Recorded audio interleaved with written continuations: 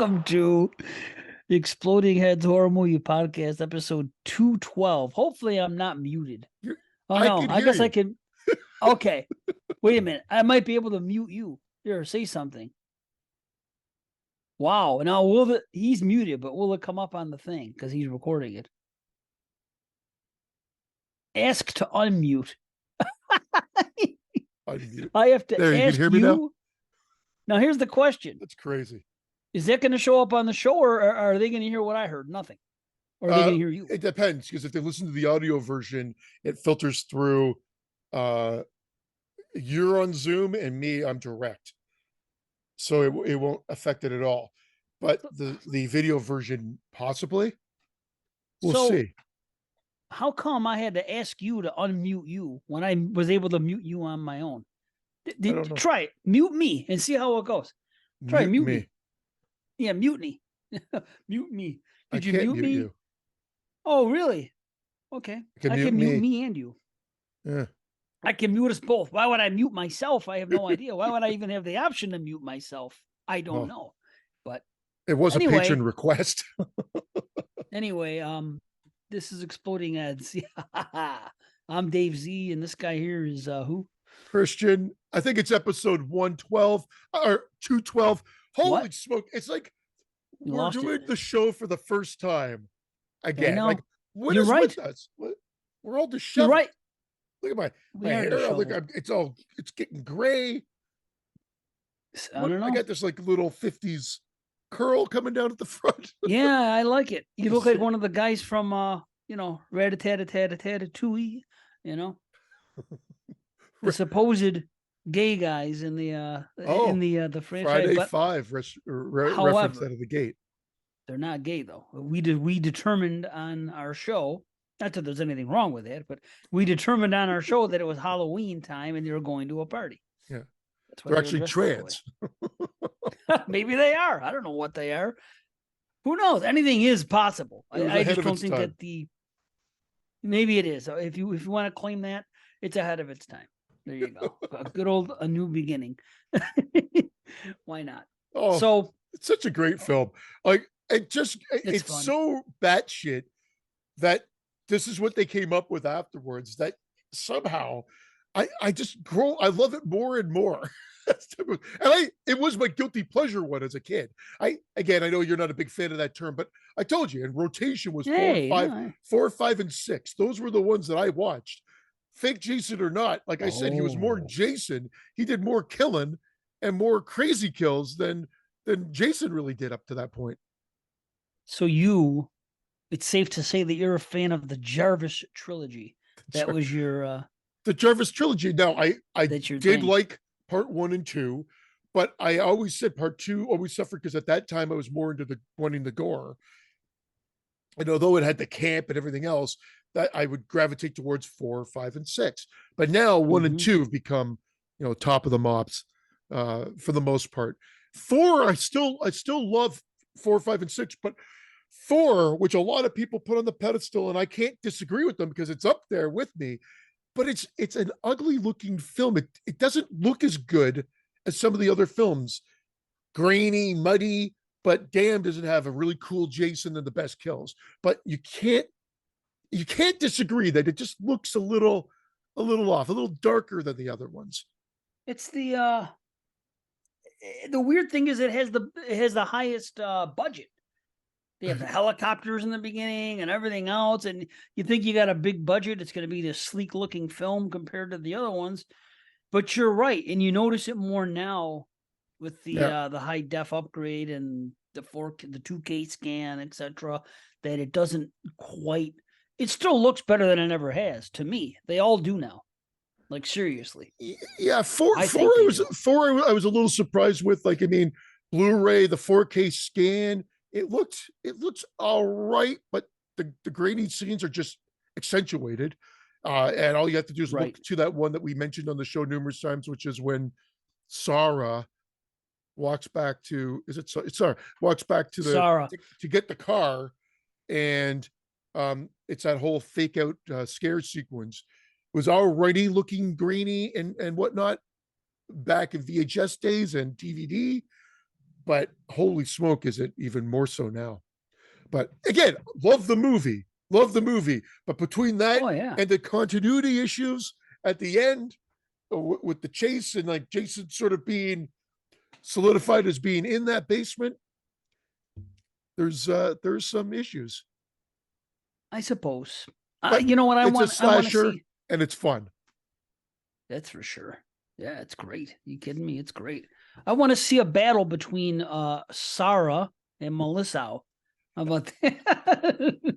And the winner the loser has to pronounce their name correctly from that moment on. That's all there is to it with those two, you know? That's all there is to it. Well, that is pretty funny, though. In a franchise, you have two females, two characters that put a weird accent on their, I don't know what the hell, Melissa, what that even would be, but maybe they did it on purpose. Maybe they did it in every movie. She doesn't call herself that. I think someone else does. Oh, she says, I'm Melissa. Oh, yeah, that one. Yeah, but not Sarah or Sarah.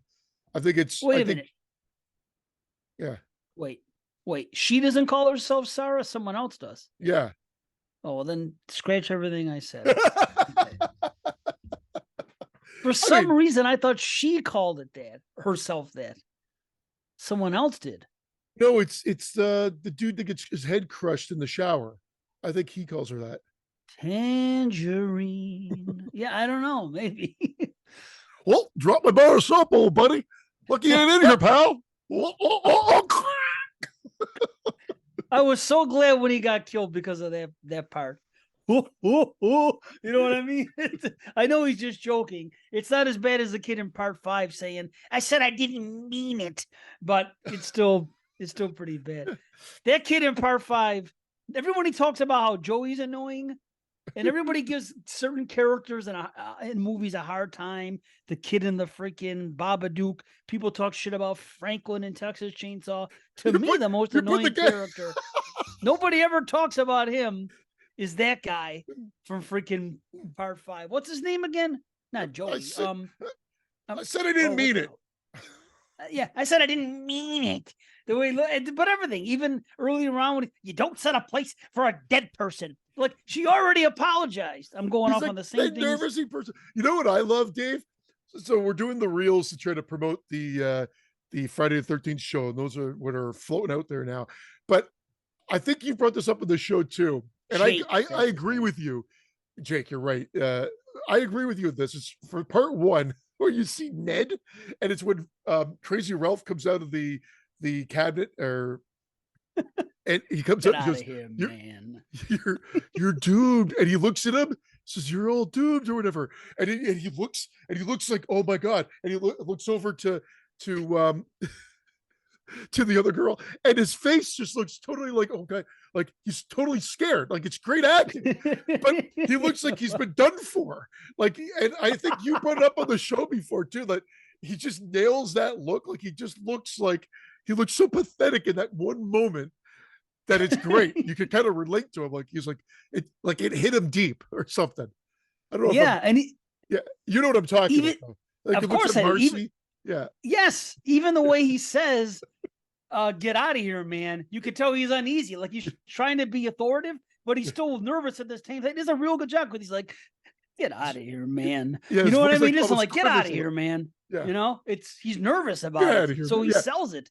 It does. Maybe the guy told him, just pretend that freaking Crazy Ralph is your father and he's about to get drunk and smack you around. Well, that wasn't Bill. That was Bing Crosby.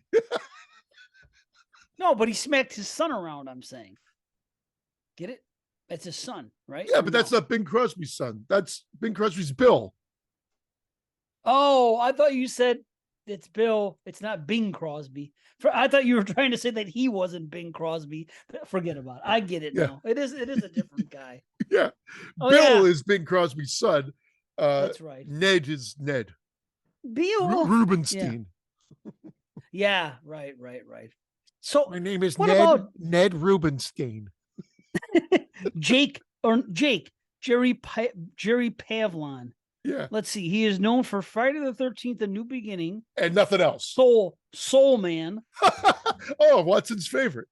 He's got the connection too. That's why. And Big Trouble. So he has 5 acting credits. Big Trouble that came out like the sequel to Get Shorty. Big Trouble. I don't know. Michael Hoffman is his name. Insurance agent plots with client to kill her nutty husband. Does that sound like of the right movie? No. Well, when did that come out? 1986. No, definitely not. I might not even Peter have the Falk, right. Alan Arkin. He just passed away, didn't he? Beverly D'Angelo, Charles Durning, oh wow, Robert Stack. Maybe that's why I know the name of the movie. What a freaking lineup here! And Jake from Friday the 13th Part 5. Yeah, I didn't mean it. I didn't mean to get cast in this movie. I want to make love to you. What are you? Like Mrs. Voorhees? Yeah. They were making love. See? Making love. You're right. There's another connection to Part 1. Wow. How about that? They probably did it on purpose. In every movie, there's a connection to Part 1. You know? The they sweater only in Part 2. Last line at the end. We didn't see any Roy. I'm telling you, that would have just been the chef's kiss at the end. Chef's kiss. Wow. You're a new favorite. There it is. My favorite thing. Yeah. I'm gonna hit everything today. Want to talk about modern wrestling? Oh, stop. I'm sorry. I'm sorry. Did you even see what happened? I saw. And hear me out. Hear me out. Well, I know what the issue is. I'm not saying either one's right. You got to let it go, and you don't. And Jerry should just fucking scroll past and not even respond, because he puts it out there. He gets pissed off, and then he wants to challenge you or whatever, and it just is like fuel on the fire. And then you try to explain yourself, and then he gets mad and says you're not even listening, you're just being a hypocrite, and then you try to over explain yourself. I get what you're trying to say. You're never going to win with him. I think it's just you guys are just clashing. I don't know what it is, but I don't think you put it. Well, here's the weird thing. Personally, because again, I don't like wrestling, so I don't really care. Right. But when I look at the post, I was like, I don't see anything hateful with what you posted, like as in directed at modern wrestling.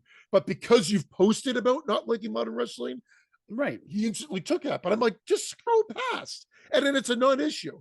So again, I'm not. It's a name. It's a silly name. Yeah. A guy's named LA Knight, and I just found out about this. I guess recently. Some context for the listeners. Sorry. Everybody. Right. The guy's name is LA Knight. Now, to me, I immediately think of freaking sneakers from the 80s, you know? LA Gear British Knights. Yeah. It's a stupid name.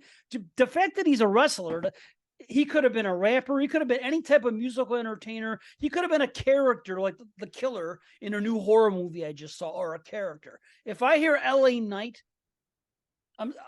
to me, that's stupid, unless you're spoofing fucking 80 sneaker or something. You know what I mean? You're doing something to be funny. But when something's called LA Knight, I got to call out on it. I'm not doing it because it's one more thing to pile on modern wrestling. Although I could see how someone could see that, but the post was about the name. That's not what he said. Did for a living. Exactly. That's what you posted, and I agree with that. And then Jerry got mad, and I'm like, he has this right to be mad because he likes it, but it was just misdirected. It was so weird. And I've definitely noticed that when it comes to wrestling posts and that, you and him have butted heads, and I've noticed it build, and then that was it. And he just unleashed, like, it was kind of just, I'm like, dude, it was a fucking post. But then you over explained yourself. And I'm just saying, as I'm reading it, I'm like, Dave, I almost want to chime in and say, fucking stop responding, because you're not going to win. You're not going to change his mind. You're not going to, not that you want to change his mind. You're right. But at the end of the day, I'm just like, don't waste your energy, because I know you much better than I know Jerry. And I can already tell he's closed off. He'll just stop responding. He'll say, I'm going to stop responding. And then he does, which is fine. Why respond in the first place? I don't know. I don't know why he felt the need to chime in on that. No, it's not your bad. You made a post. He could easily skip by it and whatever. But then when he engaged. Yeah, but I responded. I said something besides what I said I was going to say, which is, my good man. True. There's no need to be ranting about it. That was it. So that's what because I did look at the whole thing, and sorry everybody for boring you, but since it's better to talk about this outright than texting. It's funny. It's fine. I get it, because I know you said you're going to put up my good man. No, because you got that from that other thing that we were talking about last Mhm. show or whatever. So funny. I got it. He doesn't know. I've been using it. But it was like fuel in the fire. And then I looked and I'm like, uh-oh, now you're just responding to your own responses, and then he's gone. And I'm just like, man, I don't really care. But No, well, yeah. you know what I mean? But I was just trying to better explain. Yeah. This is what it is. This is why I said this. Tell me, and then stop exam. But here's the funny thing about him. He has only been watching wrestling for like a few years now, and he doesn't even watch WWE. He likes AEW. WWE, this guy, this Paris Knight guy, or the fucking LA Knight guy, he's a WWE wrestler. So he doesn't even really have anything invested at all, except that I'm talking wrestling, and apparently that's a negative post. So, and I admit when I'm wrong. If someone's like, if he said something, well, you said you don't want to put negativity out there. I said, you are correct. He says, you're being a hypocrite. I said, you are correct. That's correct. I said, I'm learning. I go, I try to be a better person every day, and I have weak moments. I don't want to put anything negative out there. Yeah. It's just, here's what happens with me. Because I don't like Facebook anymore, I spend a lot of time on YouTube. When I'm on YouTube, I see a lot of talk of modern wrestling from people that were in the business for years, that I grew up watching, 80s, 90s, and early 2000s, whatnot, and they have the same take on it that I do. The things that I don't like, they don't like. And they feel the same way. So I listen to these little excerpts of podcasts, and they talk about what they don't like. And I'm like, yeah, you're right. I want to share this. Another like-minded person that gets it, because I get excited when I hear it. The only person I talk to it about with is my brother. Yeah. And he feels the same way I do. And here's the funny thing. I have friends that all grew up watching wrestling with me that we used to talk about all the time. None of them are watching it anymore. And it's all for the same reasons that I have. So it isn't like I'm this extremist alone. Hey, you're over 35 and that wrestling is really for kids. I wish it was for kids like it used to be in the 80s. Now it's for freaking, I'm not saying nothing bad. Single moms? I'm just saying it's a different crowd. It's just people that have yeah. Anyway, teach their own. I'll make the joke. Because I don't give a fuck. But I know people love it. I know, just like people love horror films, and they can make fun of us for that. It's fine. Like, right, but look at this. If all of a sudden horror films changed so drastically that now when you watch a horror movie, it's excellent acting all the way through. Like the performances are just top notch. But every time somebody gets killed, it looks like something from a direct-to-video thing from the 80s. Like really, really poor-looking special effects or something like that. And there's, so in one way, this is great, but wouldn't you get angry if that's what horror just turned into? For sure. That's what I'm saying. So it's like, because I loved something so much and I've seen what it's become, it's like, well, wait a minute. And that's the best analogy I can give you. There are people out there that do think that, without all going to that extreme, just in general, the ones that can't see greatness or anything positive from the horror genre in the last, decade or two. Yeah, which I don't get. I try to be open-minded. I try. I think you are. I mean, we talk about the 80s being fantastic and fantastic for horror and everything, and the 70s as well, but we'll toot, or at least explain and pretty much put a big spotlight on the 2010s. And hell, I even go to the 2000s. Like those 2 decades were a great moment in horror.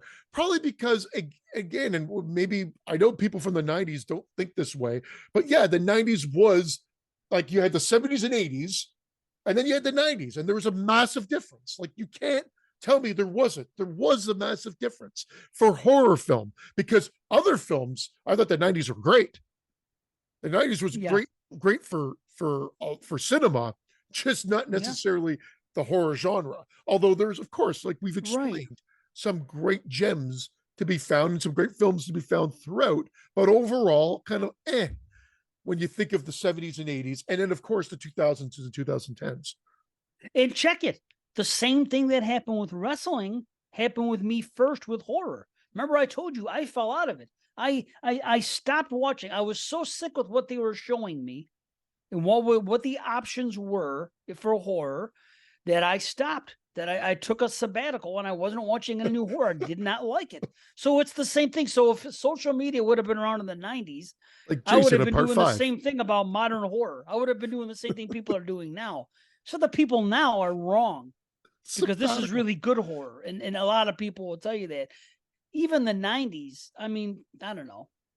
I'm not trying to be biased against it. I just saw what I saw. It's the same thing. When things go bad for me, I just stop. And then somebody will call me out and say, hey, if you're not watching it, you have no right to complain.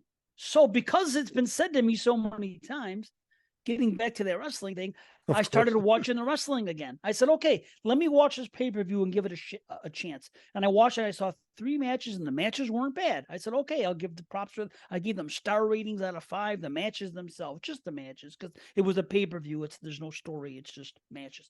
Then I got to this 4th match and I saw some of the worst things I ever saw perpetrated in a wrestling ring. And it was so poor and so bad and so almost insulting to someone who came up watching it, and to see what they're doing now and how ridiculous it is and how fake it looks and just how over choreographed it looks and how people aren't reacting to getting hit. It's just so bad now. That was so when that happened, I said, okay, I showed it to my friends. I said, I'm not going to say a word.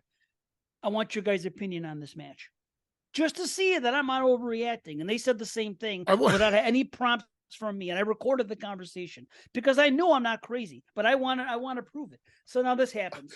Now I'm like, okay, that is it. Now, instead of going online and saying, oh my God, I tried to watch the first 3 matches were fine, the Jungle Boy match and this, blah, blah, blah, this is terrible. I didn't do that. I didn't want to start anything with the people and go on there and really give them a scathing review. So I said, I quietly stopped watching it. I gave it a shot, just like I gave WrestleMania a shot, and I watched like 4 or 5 matches. I do give it a shot because people were calling me out saying, well, not really people, Willis, who's my homie and all, but he always says to me, hey, dude, you have no right to complain. You're not watching it. So how do you know? So I'm like, okay, just to settle this thing again. And I went in with good intentions, just like I did when I watched the Nightmare on Elm Street, the franchise show. When we came back in, I said, I'm going to go in wanting to enjoy it. And I did. Why would I not want to? It's not that important for me as a 50-year-old family man to prove that I'm right at this point. It doesn't matter. I would rather be proven wrong and find something that I like than to be right and I still hate it. Why would I want that? Who cares? That's why I want you and Jerry to have a podcast about modern wrestling. I think it'd be like fucking crazy. But I don't know if I want to do it with my brother. I don't think he could do it because he feels like I do, right? And he is actually better at describing some things than I am on the fly. Like when we have conversations, he comes up with stuff. I'm like, oh, that's very good. He is a little more quick-witted about certain things that way. And I was like, oh, wow, I didn't even.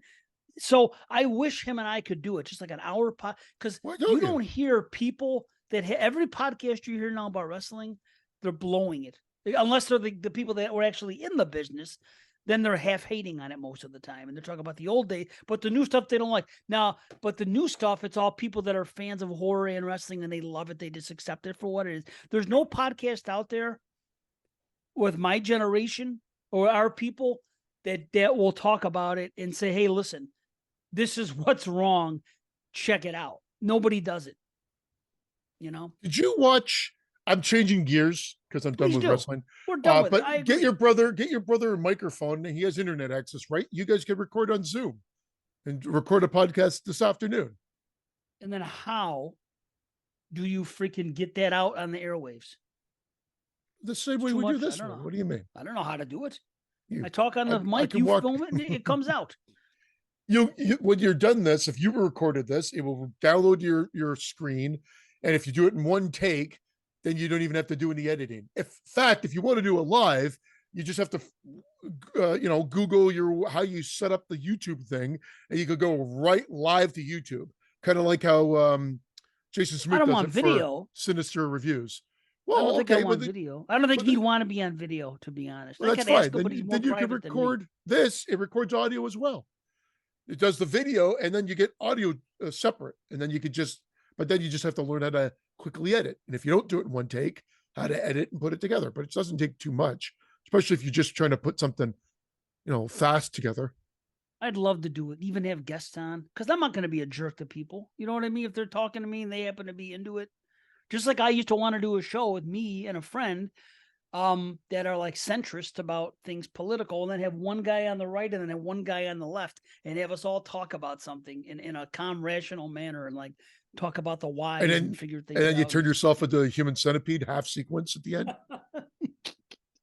You're in the middle. Awesome. Getting the best of both worlds. Madonna. Oh, God. Why do I bring that up? Because then I think about it and it makes me instantly gag. So I was going to mention, I was getting us off the topic. I was going to mention, did you see, it's not horror at all, but it made me think, well, actually, Carrie put the thought in my head. It's called Jury Duty, not with Pauly Shore from way back when. It just came out now. It was a show where the trial was fake. Everybody was an actor except for one jury member who was not in on the joke. And they do all this ludicrous stuff. And it's like a 6-8 episode show. And it's kind of like a hidden camera show. So it's like they're all improv and staying in camera. Fake as could be. It's not, though, because they explain that they're filming it based on the fact that they're doing a documentary on the process as well. I don't care about that. Hold on. Let me interrupt, because I'm telling you, it's got to be fake. And let me tell you why.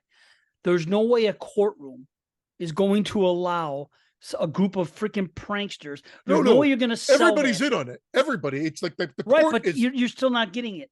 You're still not getting my point. The courtroom itself. Yeah. Hamilton City Court. No, there's nothing you're not getting it. The court is part of the joke. That's the setting. It's court, not a real courtroom. The judge, everybody, the bailiffs, everybody. Well, then the person knows at the show, obviously. No, except for that person. They all... Well, no. How would they not know if it's a set and not an actual court? Oh my God, this is reminding me of that fucking... Have you seen this TikTok goes by? I'm sure everybody has, where it's like the guy's talking about the show You on Netflix, and the girl can't seem to get her head around. She's like, I don't have a show on Netflix. He's like, no, it's the show You. Because I don't have a show on Netflix. The show is titled You. Yeah, and the guy went fucking... He's like, we got to get on the next segment because you're not getting it. I almost want to do that right now. The whole thing's fake from start to finish. The set, like, it's a real court, allowing the cameras in. That's the problem. Set, the whole 9 yards. What do you mean? I don't know. Let me finish. The judge. I got to tell you right now, Chris A.K. Scott is going to text me after this. I go, what the fuck is with Dave? No. Because when I say what I'm going to say, you're going to know that, okay. So they go down. They say that this court is going to be ours for the next 2 months. And we're using it. The bailiff, it's all fitted with cameras. Everybody that works there, everybody in there is an actor. All the jurors are actors. The witnesses are actors. One guy is not in on the joke, and he's been supplied by for jury duty. And so that he comes in and they tell him that it's all going to be whatever, it's going to be on film. And they're sequestered for 3 weeks doing this trial. So everything they're feeded or fed, fed is script. It's all script and everything else. And he is reacting to their craziness in a sense. And then they do things mockumentary style where they film him and he talks and he's a little bit like, well, that was kind of weird, but they just went with it. And he said, like, afterwards, he's like, how did I not get this? Like, everything was so over the top. But it's an act. Well, I don't know. I'll tell you why. Okay. Listen to me. I want you to think realistically with me for one moment here. You mean to tell me that Hamilton City Court is willing to say, we're going to send out a fake invitation to have somebody come in for jury duty? Because that's how you get jury duty. You get a thing sent to your house and say, hey, jury duty, you have to show up for possible jury duty July 19th. Show up at the courtroom. So first and foremost, you're going to tell me that this movie or this company, this show, whatever it is, they're going to convince an actual town court or a city court, say, instead of doing what you usually do, we want you to send a fake thing out to this person inviting him, and then we're going to go through the whole process of selecting jurors. Let me finish, and have all the people in there that you have. Watch the show. I don't know how else to describe it.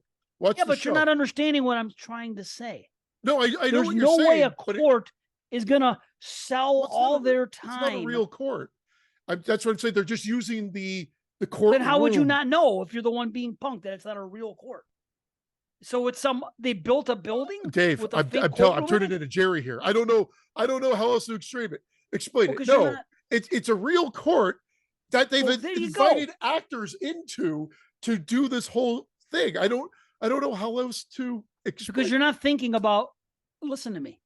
I know what you're saying, but it's very easy. You get a letter in the mail. You can bribe a court. You can't do that. It's illegal to have something.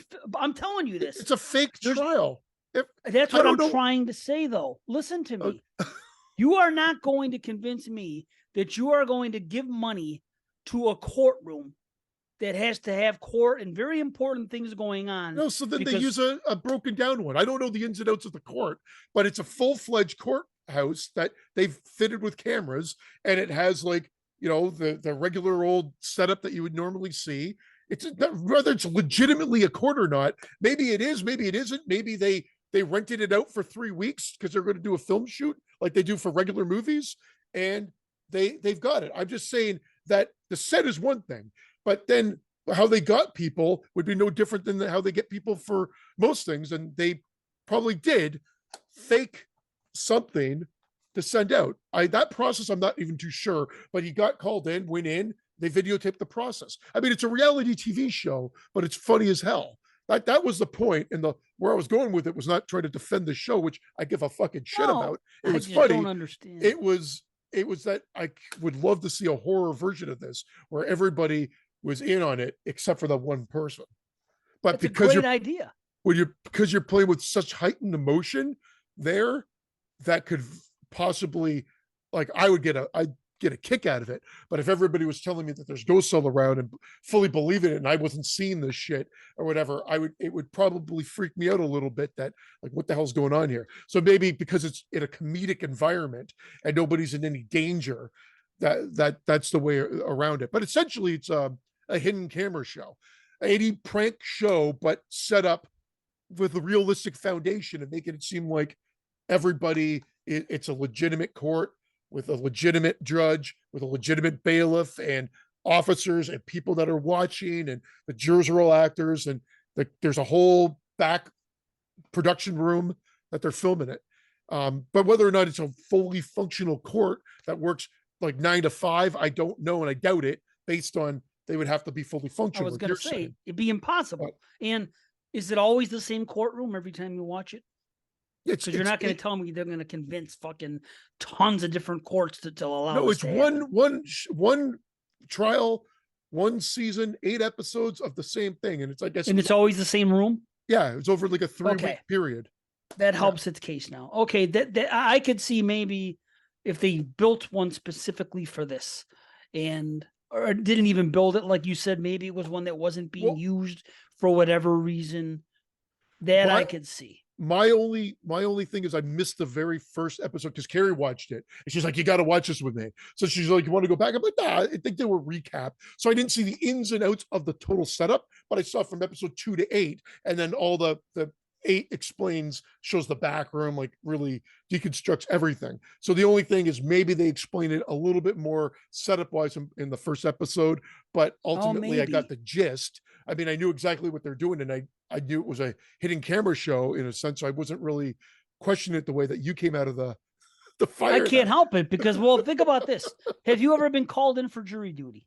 No, thankfully. Okay, well, here's what they do. The first time you go for jury duty, you go in there and it's a packed house. They have so many people. So they did do that. Jury duty.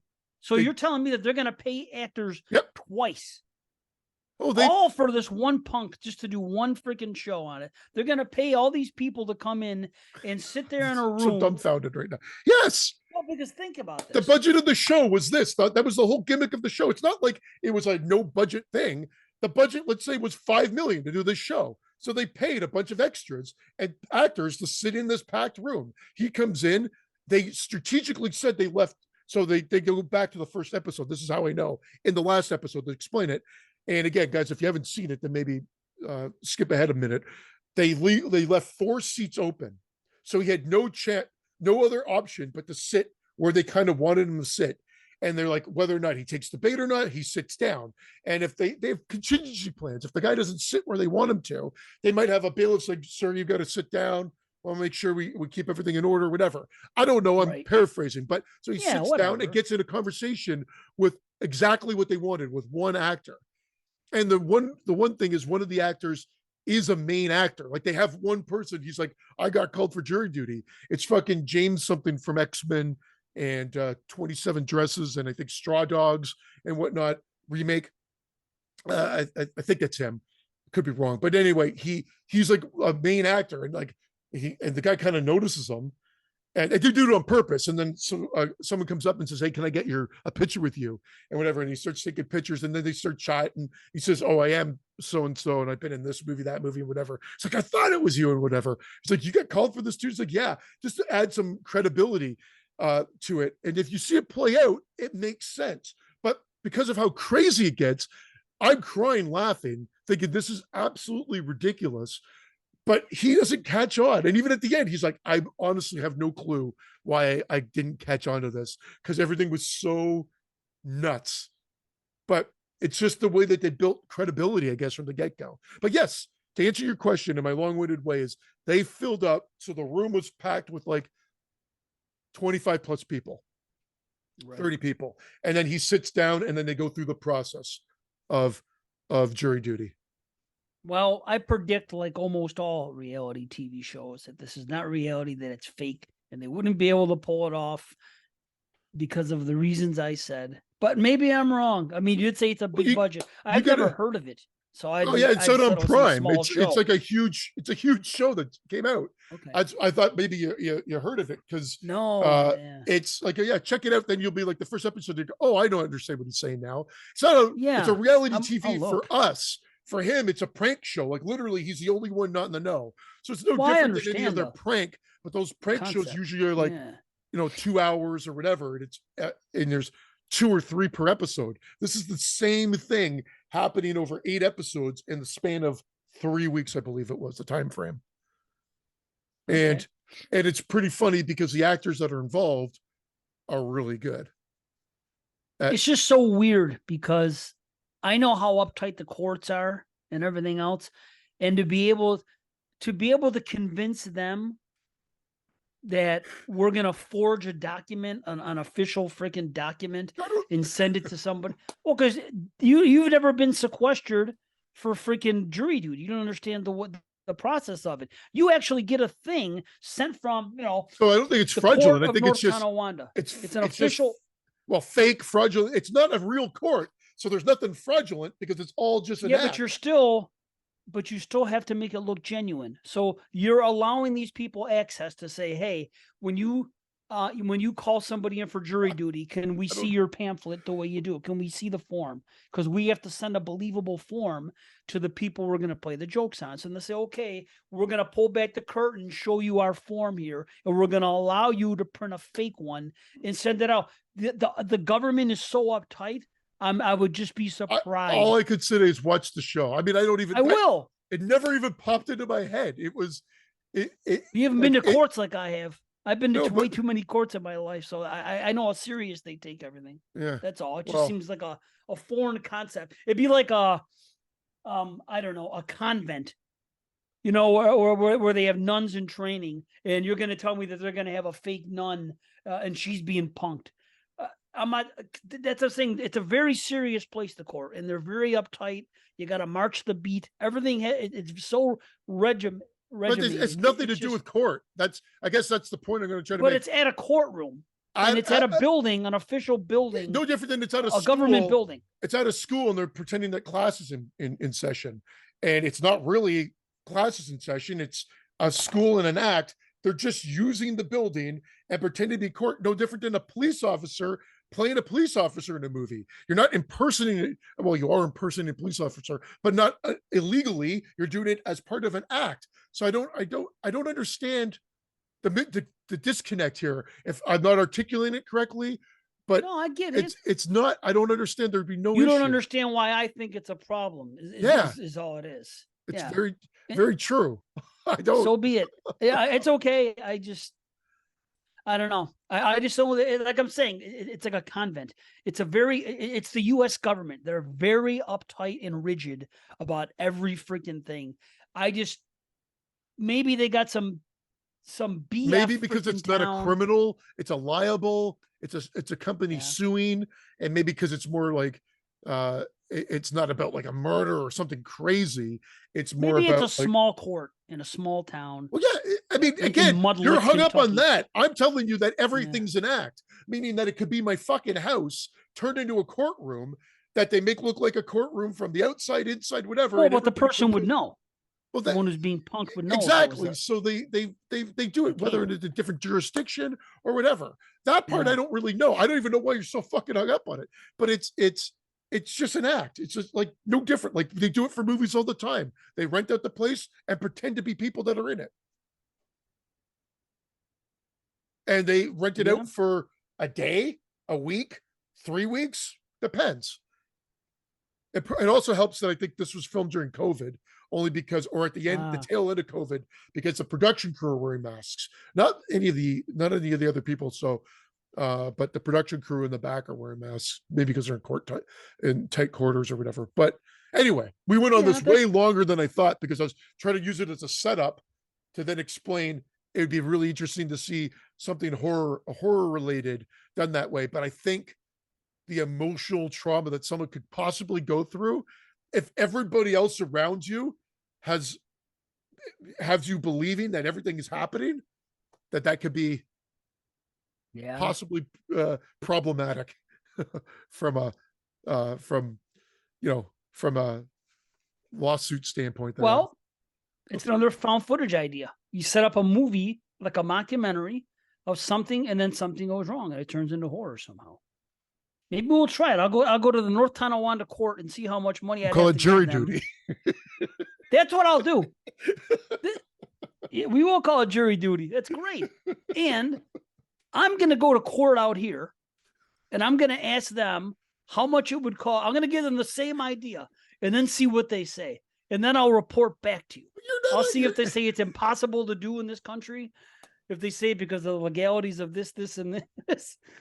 I don't know. I'm going to find out. You're not a production. Yeah.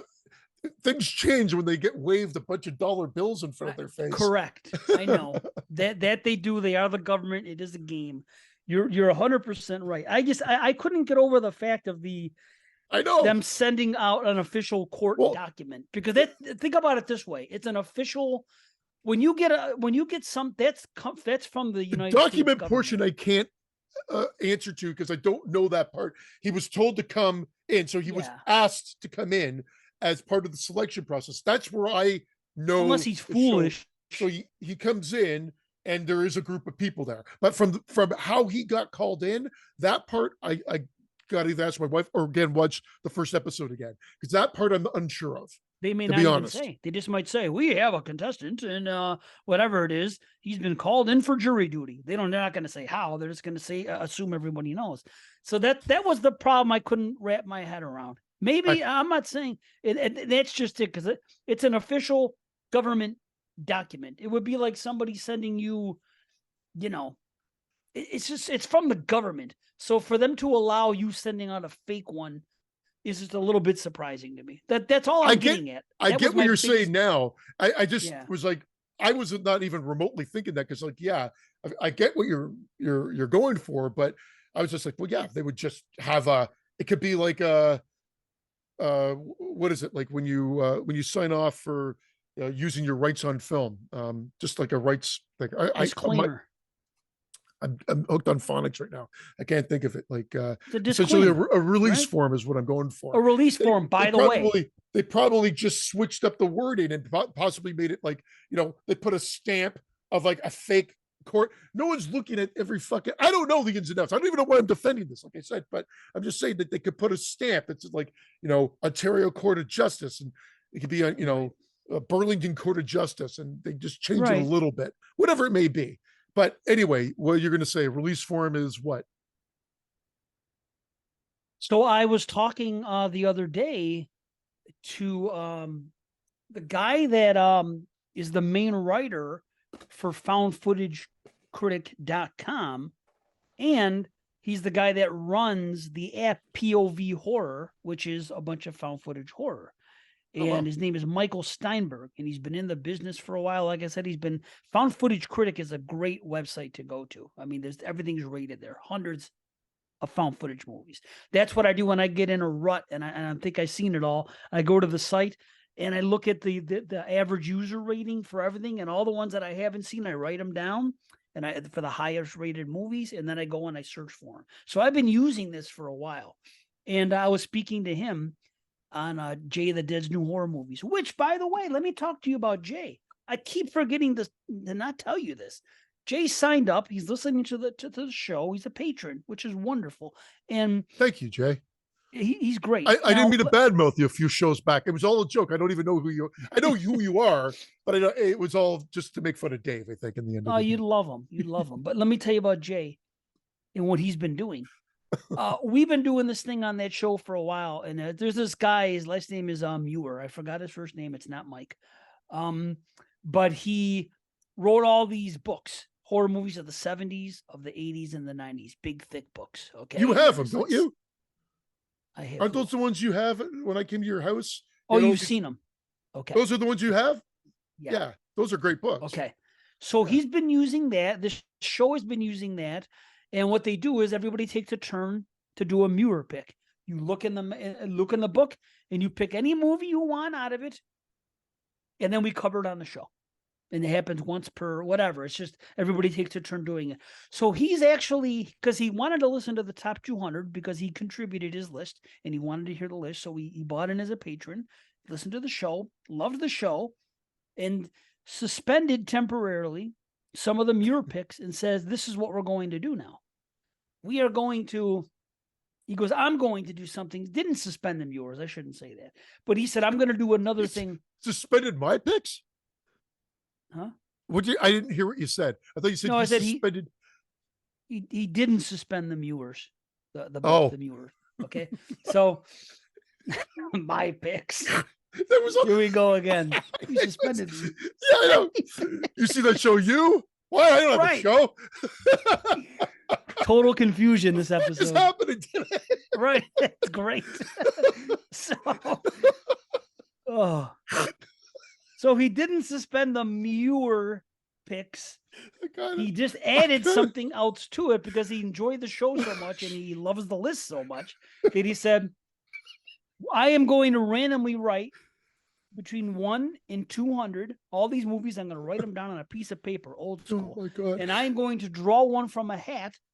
And whatever comes up from the Exploding Heads official top 200 horror movies of all time, we're going to review that movie. So every show he talks about it, right? He comes on, he puts over the show, he tells everybody to become a patron. He puts the link for the show in the freaking show notes of new horror movies. And he says, you have got to listen to this epic show that they did, whatever, 21 hours or of this top 200 stuff. You should be listening to the show anyway, but you've got to listen to this in these top 200. So he's really putting the show over. So I wanted you to know this. That's awesome. Well, thank you, Jay. I appreciate it. And again, everything's always a joke. Whenever Dave joins another show, you probably see the trend. I always go off on even if I don't even know the host well, I'll just make fun of the host. And that's okay. With no knowledge of anything other than that Dave's on a different show and I'm jealous. You're not jealous. You have no time to do one show. No, I know. Even if you could. Jealous is just the easy go-to word, but just like another fucking show, eh? But all good. My God, what I feel like I've been running through the ringer this morning. I don't even know why. Okay, let's keep it light and fluffy now. Let's lighten. No more nonsense. Everything. Yeah. See, breathe in. My breathing. Breathe out. I got the new thing. I got the first Friday the 13th LP now. Oh, I mentioned LP. I ordered it. It came. Mr. Vinyl. Here he goes. Not just cool, the though. Friday the 13th ones again. Two's coming from Australia. Why is it an eyeball? Is it an eyeball? It is an eyeball, but it was just variation art. You know what I mean? Like Interesting. created there. Well, that's what they do. Disc. Yeah. That's how they sell records now, is they change the covers and they change what's on the vinyl itself. They put different pictures on there. It's all pretty colors and cool things and whatnot. So, yeah, I mean, right on. Well, I'm cool. Getting the Friday 13th. I don't think I'm going to go for, like, I'll have 1 through 6. I think I mentioned in the show. I don't think I'm going to go try to get 7 and 8. Again, Tina's theme from 7, I'm okay with, but I'm not a big fan overall. Oh, it's recycled stuff. It's recycled, mostly recycled, and the new stuff, although cool, but again, the completist in me is the thing that eats away, just like any. It's not Manfredini. Yeah, well, it's half and half. It's like pre-recorded shit that he did, and then Fred Mullen, I think, did, or Mullen, or whatever, did the rest, right? And then I think he's the one that continued in Part 8, and Part 8 is not my favorite soundtrack at all. Again, there's some cool little nuances that they add into the mix, but it feels quite separate overall. And I will say it over and over again. Although I love the original soundtrack, Part 5, I love what Harry Manfredini did for Part 5, which is, again, it's really just, I agree, rework the original tracks, but what he added to it, for some reason, that soundtrack stands out for me. No, it's great. I'm with you. I think it's another great one. The first 5 are all just pretty damn solid, but I know what you're saying. Definitely. So this is something I wanted to ask you, but to tell you about, because I asked Francesca, because you were talking about small potatoes. See, we'll go back to the light and fluffy here. See, light and fluffy potatoes, spuds, if you will. So,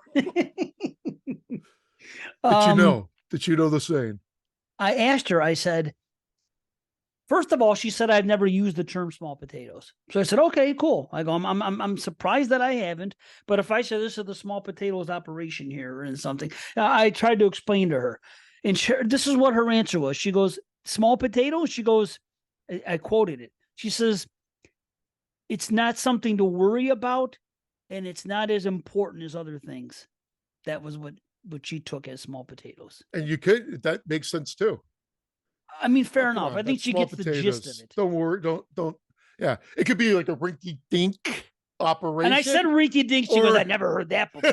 I said, okay. I go, I haven't either. I go, I might have said Mickey Mouse operation or something like that, but it's the same thing. Rinky dink. Mickey Mouse. I literally. Rinky dink. Yeah, exactly. Exactly the same. And even small potatoes, like, you'd be like, don't get worked up over it. It's small potatoes. Like, right. I could see that explanation just as much. So it works. Yeah, so there you have it. So she did have a bit of an understanding on small potatoes. There was something else I asked her, and she didn't know what it was. That I forgot what it was, but I had to write that down. I had to ask. I love asking. We actually did a cliffhanger. Yeah, we did, huh? After talking trash about how they're never answered. Well, almost never. I think we've only done. Oh wait, I didn't do the Fright Flick pick of the day. I just looked over. Oh, here we go. Look at that one. Oh, what's that from? Oh, that's what's her name? Come on. I do know what the hell that is. Oh my god! So I'm holding a nice visual for it's Fright Night. Yeah, it's when she goes full vampire, and they have the caption, "Man, that soup is hot." Now wait, right? Do you want to look at the back of this? Oh, I got to get my fucking readers on my shit breeder readers. Cheaters. Yep. Shit breeders or shit readers. Yeah. Did it ever happen? On December 30th, 1907, the USS Alaska spotted a metal disc-shaped craft floating on the ocean. The captain called to the craft to ask if they needed help. All he heard was a whirling humming sound. Moments later, the disc slipped below the waves. Below the waves? It went into the water? Yes. Did it ever happen? Yeah. That's the question. They never give you the answer. Oh, okay. So in other words, somebody claimed it happened. I thought the setup was, did it ever happen? Did this pilot say this, or did we just make this up? That's what I thought they were getting at. Did it ever happen? So in other words, it did. Well, it happened because the guy said it did. That happened. The guy claimed that it happened. So we'll never know. We'll never know. But there's another fright flick. Light and fluffy. It's a scary thought. I'll tell you that. Aliens, and people, people on planes that aren't really people. Did you see that one? Somebody was freaking out. That was because my wife told me about it first. Well, I didn't even know what the hell was going on. I just saw this woman complaining, going, "That guy is not real," or something like that. Yeah. And then freaking out. But there is that reality that the crazy still exists, right? You can. It could be schizophrenic. People can still be crazy. No one likes that term anymore. Right. Good old fashioned crazy. It's just in this day and age, as a lot of people point out, we want to film it instead of help. What can you say? No, I disagree with you. I wouldn't even disagree. If someone says that MFer back there is not real, I'm not in any condition to try to help that person, because what can I tell them? If I agree with them, I'm making it worse. And if I disagree, who knows what they might attack me. They might say, well, maybe you're not real.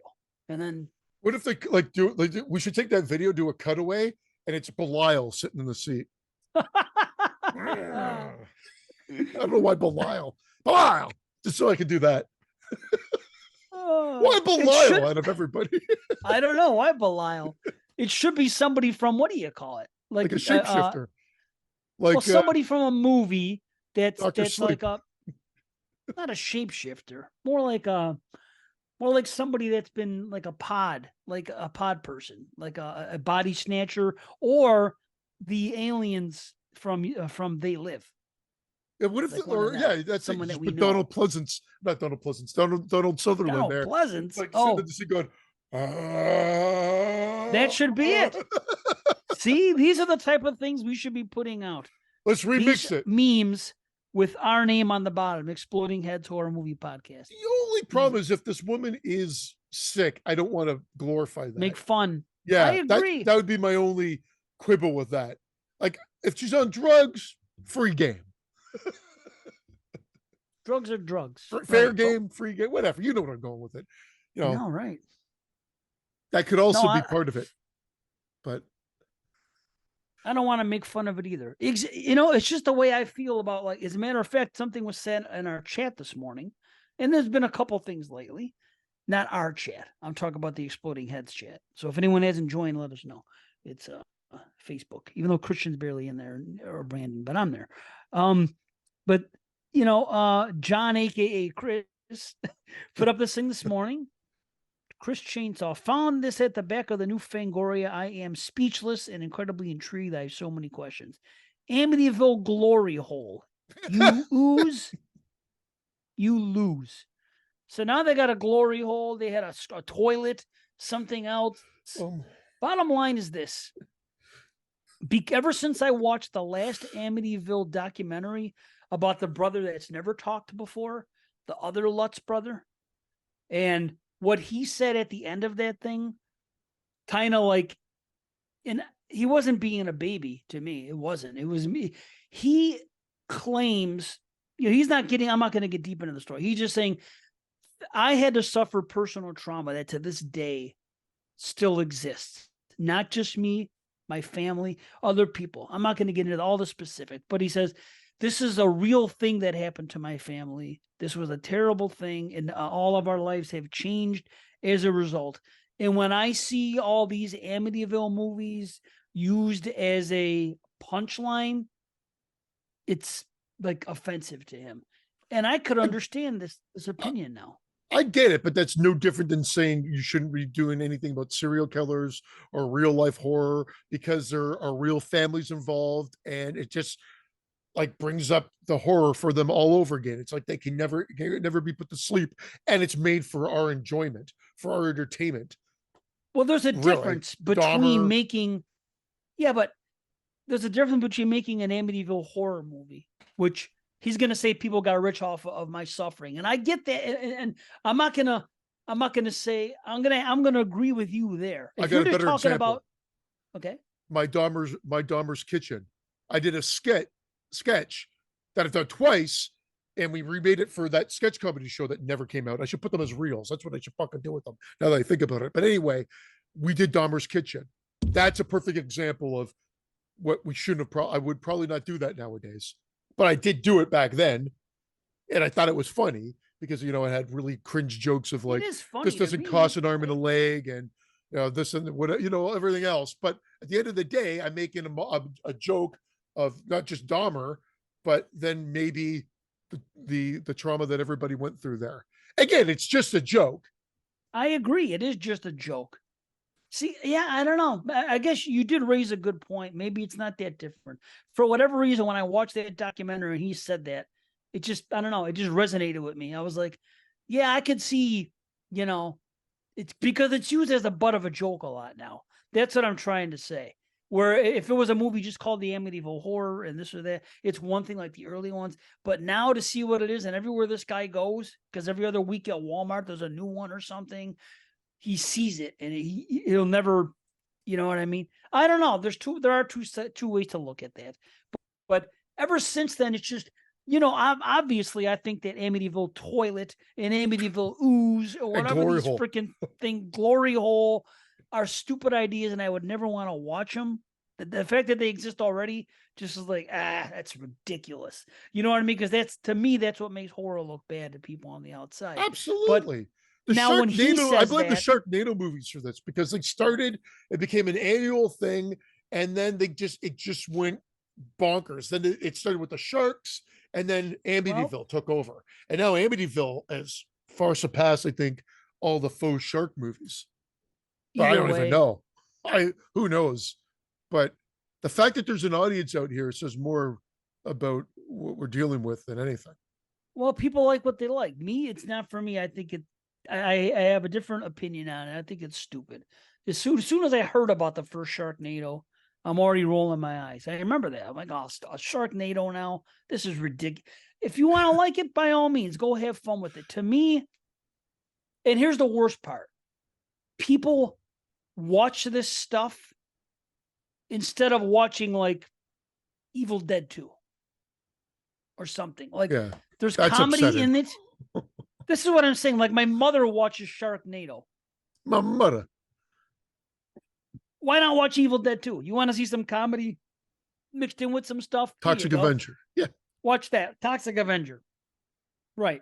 But no, it's got to be Sharknado because it's on national TV and it has, My wife made a Toxic Avenger reference the other day, and it took me by surprise because she made the reference in the fact that she came out of the washroom and absolutely destroyed it. So she called herself the Toxic Avenger. And I don't think she's ever seen the movie other than maybe clips that have showed her. But the fact that you referenced that, A, coming out of the washroom doing that, and B, just the fact that you referenced it just made me fall even that much more in love with her. That's amazing. After all these years. Yeah. That's wonderful. The Toxic Avenger, she called herself, right? And I don't even know if I really reacted that way. I think I'm reacting more now, telling you the story about it than in the moment. But I think because it was like, what? Did she just make a Toxic Avenger reference? That's funny. Well, everything was toxic in the 80s. Yeah. Everything wasn't that a big thing? Everything was happening. Toxic this, toxic waste. This is happening, causing this. That was a huge thing in the 80s. Everything was huge. Everything was crazy and amped up to like we talk about extremes now, but think about it like horror movies were the devil's work. Heavy metal was the devil's work. Right. Like we talk about all the great things because they exist and they've lived on. But in that time frame, think of how like the Friday the 13th movies were shit on. Now you look back at it and laugh. Well, like you put that much energy into like worrying about the film and what it's going to have on due to society, where there's way worse things out there to be focused on. But at that time, there was a lot of that. But you're right. There's a lot of toxic acid rain. Yeah. But it still happens now. It's just that at the time that was new stuff. Now we're in the same position. They have everybody worry about all the wrong things, and meanwhile, all this other stuff is happening right under our noses, and people just suffer for it. It's the same. It's always been that way. It's just funny to us because it's stuff that we know was harmless. Horror movies and heavy metal and stuff. I mean, obviously, toxic waste isn't harmless. That's something to be concerned about. But well, they fill out the sewers in New York with it every night. So, who thought that was a good idea? Like, exactly. Like I remember going, even in my 14-year-old head, I'm like, what are they trying to sell me here? Like, oh, I fill That's up what I'm every saying. night. I'm like, what? It's mindless. There's things I could look away from and say, okay, because it's a movie and you have to look past it. There's some things that happen in the Frankenstein movie we're going to talk about that I just decided to go for the ride and not pick it on and not try to dig too deep. I can do that. But when someone says their toxic waste floods through the freaking pipes in New York City at night, I anything but that. Dude, like, today's movies are going to be interesting to talk about when we get there because I was it's again like mixed kind of reaction. I've got probably my least favorite of one and one that wasn't as bad as I was expecting it to be. That's kind of cool to hear. Okay, that's kind of so. Yeah. We'll get to it. Yeah, there's something I wanted to read a few comments actually on the page that these were discussions that had been happening. Cool. On the Patreon page about I just think that the Facebook Patreon page or in Patreon? The Patreon, the actual Patreon page. Okay. So this is going back to episode 210. And Steve Pinna says, Dave, so who are your top 20 crushes? Movies, music, porn? Question mark. Good discussion for a future show. I'd like to hear C's choices as well. My top horror movie crush would have to be Tiffany Shepis. So I said this. I said, wow. Yeah, that would be so hard to do. Yeah. It would take weeks. I would take weeks with a list, then narrow it down. And then when I had 20, I'd kick myself for missing someone entirely. And it would make me go back and try again and most likely stress me out. And then he says, so just do a top 50 list. Everything you said, I can echo. And I'd also feel creepy about doing it. Because you'd be like adding ladies' names, crossing them out. Because just for everybody out there, in case you were wondering, my list will consist of all females. I'm not sure about Dave's, but if there's ever a question. No, it would be all females. The problem is, I could talk about movies and music. When I start talking about the porn girls, because there's going to be some porn girls in there, that's when I would probably feel uncomfortable. Because I can't really tell you what I like about them without being gross. So it's like, oh, we can leave porn out, maybe. Too risque. Leave porn out. Man, I have some serious crushes. But hey, that's fine. Maybe we can do without porn. That would be fun to talk about just one day. Anyway, I was just thinking. I did that episode with Jason Smith like 2 years ago now, I think, where it was like the top 20 Friday the 13th females, like the hottest females. And even that felt bad. Like, I mean, it's weird. I never would have batted an eye doing this like 10 years ago or whatever. And now you're like, I was like, oh, whatever. I'm like, fuck it. At the end of the day, it's in the title and so be it. And, you know, women, submit your lists. I mean, what can you do? I mean, go right ahead. Exactly. I mean, I'd love no to one's saying. It's funny how people get so wrapped up in, well, you're glorifying, treat them as objects and this, that, and the other thing. I'm like, no, we're not. We're just expressing that we think that they're attractive. And my list is much different. Like as a kid, it would have been Alyssa Milano, Drew Barrymore, and things have changed as like time has gone on. You know what I mean? But if you, she's in my 50. If you take it from a historical standpoint, for sure, I'd say that probably, they would all. That's what I'm saying. They'd all fit into that realm at some point. And a lot of my childhood crushes I grew up with, and a lot of them I still crush on them today because of that. It was too strong a thing for too long for me to discredit. Bette Midler, like. Okay. Bette Midler.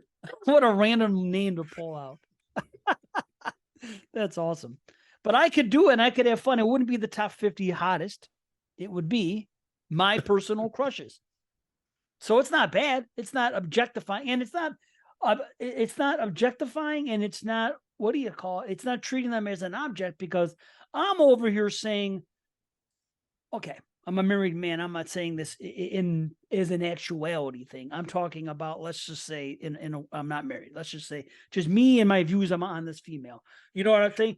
I'm over here saying, hey, I would lick my basement floor for an hour to have freaking 15 minutes with her. To me, I'm not treating her as an object. I'm worshiping her. I'm putting her up on a pedestal. It isn't an object. She's that attractive to me, and I have that much infatuation with her. Your floor's that dirty. Kills two birds with one stone. You see what I mean? So how can it be that I'm treating them as a sex object? I'm not. I'm saying, hey, they're the holiest of the holy to me. They're up there, man. You know? Bette Midler is not even who I meant to say. I meant to say the Golden Girls. B. Arthur? B. Arthur. There you go. Bette Midler, B. Arthur. That's close enough. Either one would have made a good joke, but Bette Midler's not what I meant. It's the funniest thing. As I looked her up, I'm like, nope, not Bette Midler. Oh. Although Beaches is a great movie. Ever watch Beaches? I have not watched Beaches. I haven't even watched Cocktail, for that matter. She in Cocktail? I don't even know. But when I think of Cocktail, I think of Beaches. I think that movie took place on a beach. Yeah, like Cocktail, wasn't he a freaking bartender like at a beach? Wasn't that the whole gimmick? So that's why I was thinking. I don't know. Beaches, Cocktail. Yeah, for some reason, I think he was like on an outside bar, flipping drinks at a freaking at like a beach. That's what I picture when I think that movie Cocktail.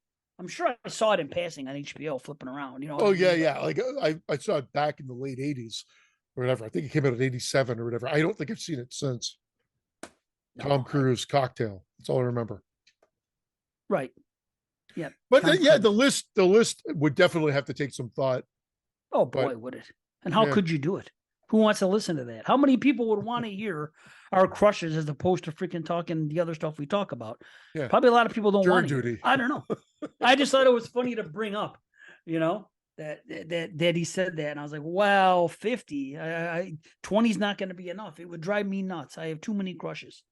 Too many. 10 would be like, it's just too difficult. Dude, I'd be going nuts. Can't do it. He was telling you to give him more, and I want less. Because, like, I mean, imagine that, a top 50 show. Well, yeah, I know.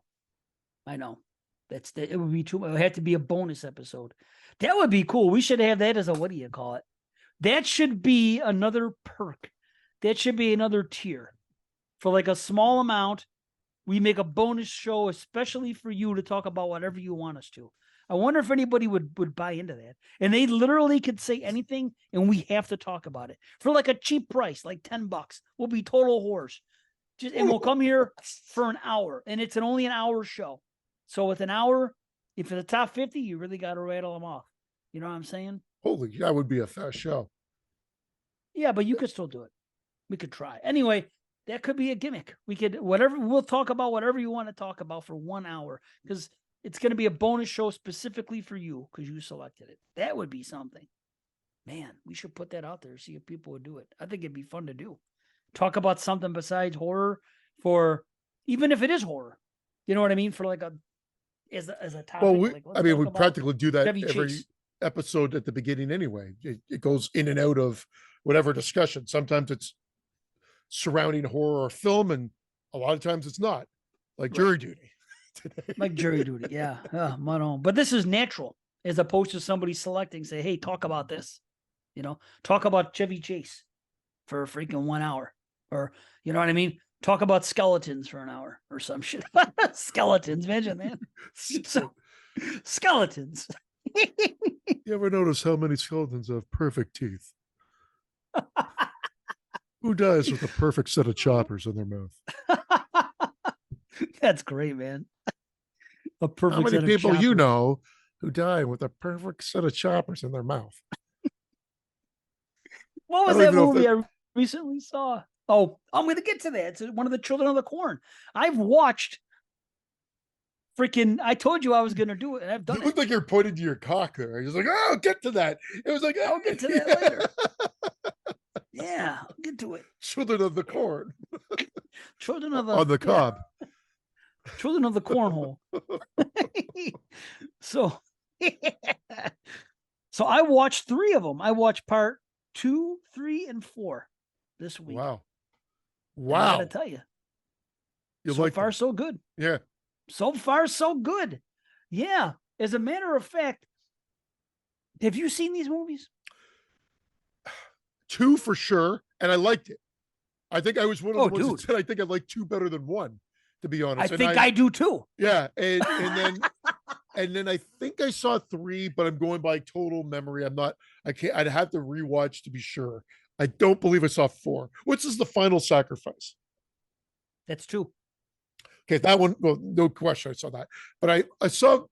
It must be 3, but it was so long ago. I remember nothing about it. Okay, well, there you have it. But what's interesting about this franchise so far, at least for parts 2, 3, and 4, believe it or not, it's almost like this franchise has become more like a Final Destination franchise, where you see, and I'm not saying that they're all as good or anything like that, but it becomes a franchise about creative and gory kills, which really, that wasn't the first movie at all.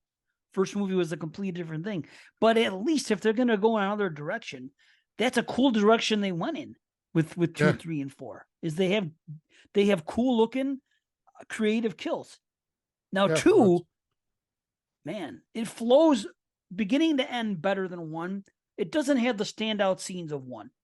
It doesn't have an Isaac or a Malachi. It doesn't have some of the standout scenes. But overall, you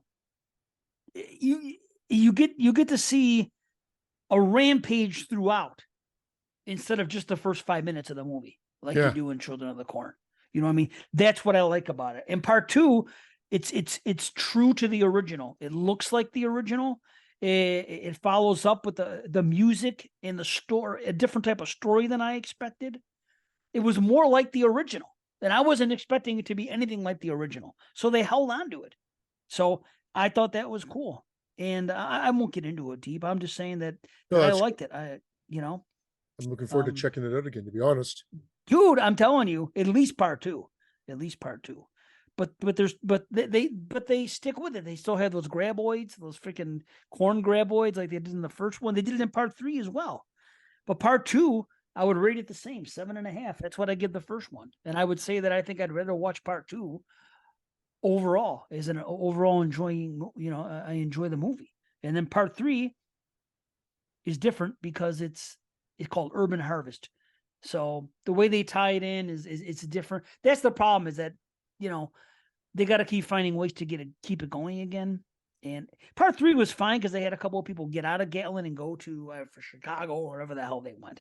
And there was these 2 people, and the guy just basically, the kid that survived just buried the corn. And then you grew these amazing corn stalks in the city, in the backyard of these apartments. And anyway, you get where it's going. Things happen, and Urban Harvest. The kid's a good preacher. Yeah, that's it. And it's cool. And they could not have picked a prettier freaking teenage girl to be in this movie than, it's ridiculous. Part 2 and part 3. That's something else. They all of a sudden they start having attractive people in 2, 3, 4. Now, I'm not saying Linda Hamilton wasn't. I'm just saying that it's a different type of thing here. Because we know in the Midwest, there's no attractive people. Oh man. But it's fun, and it's a 7 out of 10 for me. Screaming Mad George with the effects. I liked part 3 Urban Harvest. You don't hear that name anymore. Screaming Mad George. No, I don't even know if he's alive. It's been a while. He was big in the 90s. Maybe he's calmed down a little bit. Maybe it's he's like not screaming. Somber old George now or something like that. It's possible. And part 4, not nearly as good as the other ones, but there's something about it. The good stuff is actually pretty good.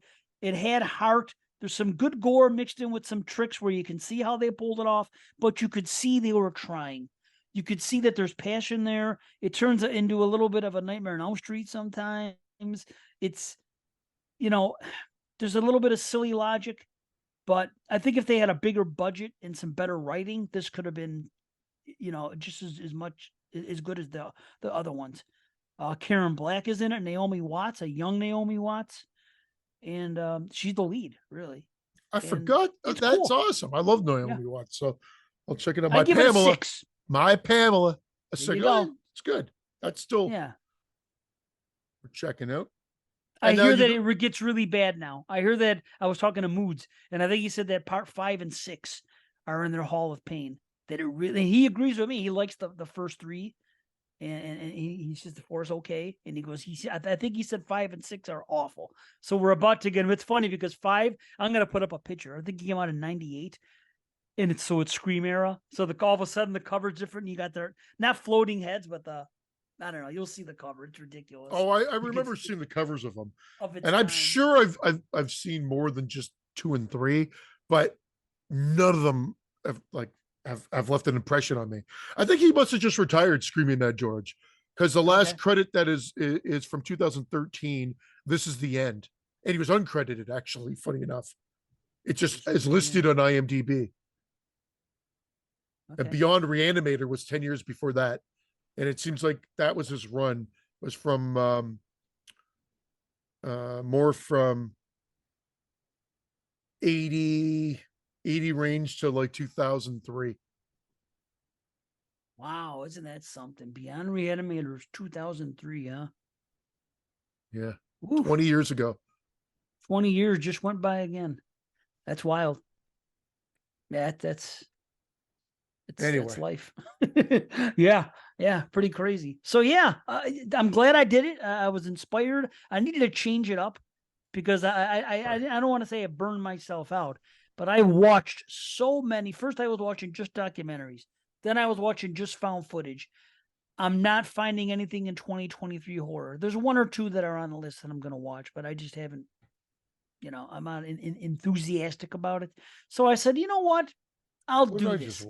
So I've been watching Children of the Corn franchise, and I've been watching the Ju-On franchise because my friend Scott hasn't seen it.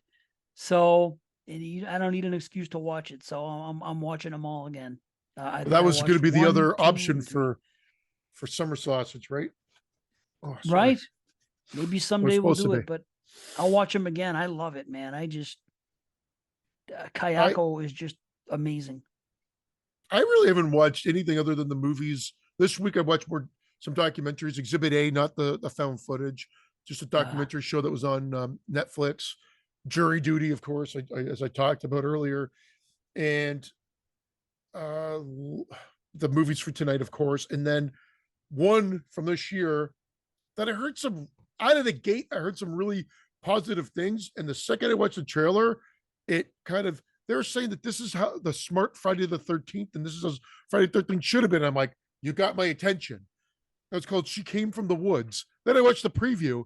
I'm like, other than being at summer camp, which is a major factor of the Friday the 13th franchise, more or less, as we've discussed that you're not really at camp all that often, but right. You think of summer camp for the first couple. Anyway, other than the camp aspect, nothing else relates back to Friday the 13th.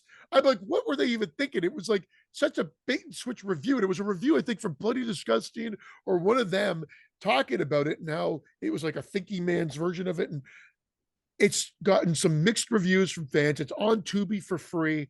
It's from this year. It's called She Came from the Woods. I actually didn't mind it. It's not great, but it's not as horrible as some people said. My problem is all this director's other movies, all of his other films have been like an hour and 10, hour and 15 minutes. This is his only movie that's an hour and 42. And it definitely could have been. Need that. It's not long, but it definitely could have been trimmed down a bit. And I think they have the setup, but they focus a little too much on the comedy or comedic aspects at the beginning. So then once shit starts to hit the fan, the comedy definitely takes a backseat, which is great, but it's almost like you got like an identity crisis then. It's not funny enough throughout or nor is it scary enough throughout. And unfortunately, the main antagonist, like the witchy monster, looks ridiculous. Like looks so bad, unfortunately, that it so that part is what sinks the movie. It's a mild recommend, but it's like more of a mild rumble too. Like, so take it for what it is. But it's just that some people were really shitting on it, giving it like, half a star, 1.5, whatever. It's by no means great, but I watched it beginning to end. Again, production value was a bit better than I was expecting it to be, more competently made than some, but just dropped the ball when it came to like the monster creation design and how much screen time and they should have given the creature itself. Yeah. You know what though? I notice, I think this is another situation where because of the way it was marketed, right? People watch it and then they give it a lower score than it deserves for that reason. I think this happens a lot with ratings, just like a lot of franchise films. Oh, look at that. I'm getting really tired of those covers, by the way. Yeah, that's the new wave covers. Dude, I've been saying it since last year even. It was cool for a bit, and now all the independent films that are coming out, it's like they're using the same artist. Yeah. And font and the same thing. It's like, it was cool for a minute, but I mean, it's just overdone now. And that's it. I'm by no means any type of artist or graphic designer or anything, but I don't know why I can always look at these things and just say, why did you make that decision? Why are you letting this happen? Not that that's bad or ugly. It's not. I'm just, me personally, I think it's just been overdone at this point. But I'm talking about other stuff I see. Like when I see fonts that look like they were made on like freaking Firefox in the early 2000s, promoting like modern podcasts or modern movies or anything like that as the cover.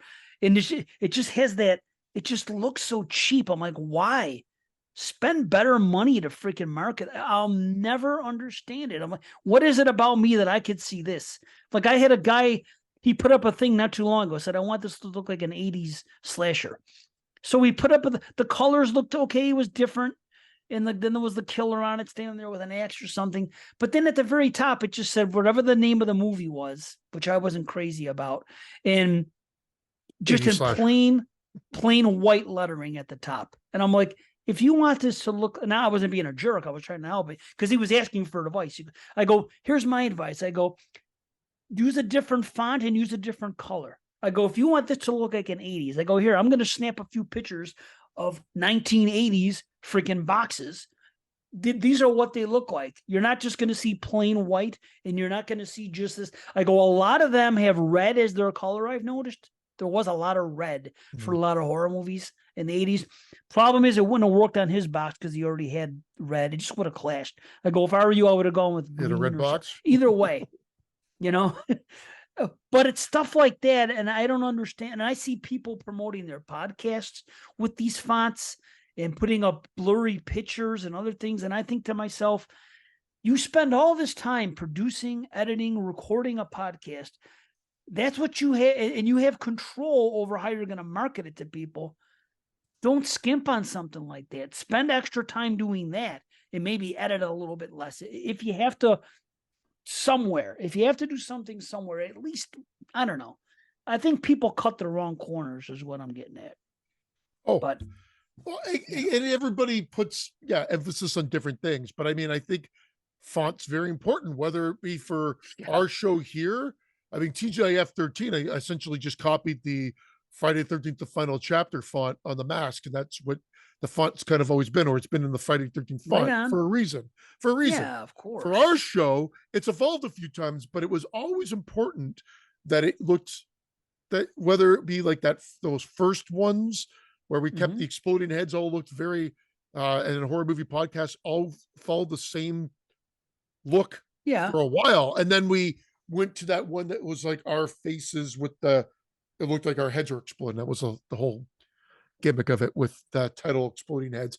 That's what has become like the new one. Now our faces are off of it and it's just that one. I like that. I mean, I created, I get it, but it has to, you're right. You can't put all that effort into it to suddenly just throw a title with just generic font and white that just looks like it was printed. Even titles at the beginning of the movie, I judge because of that.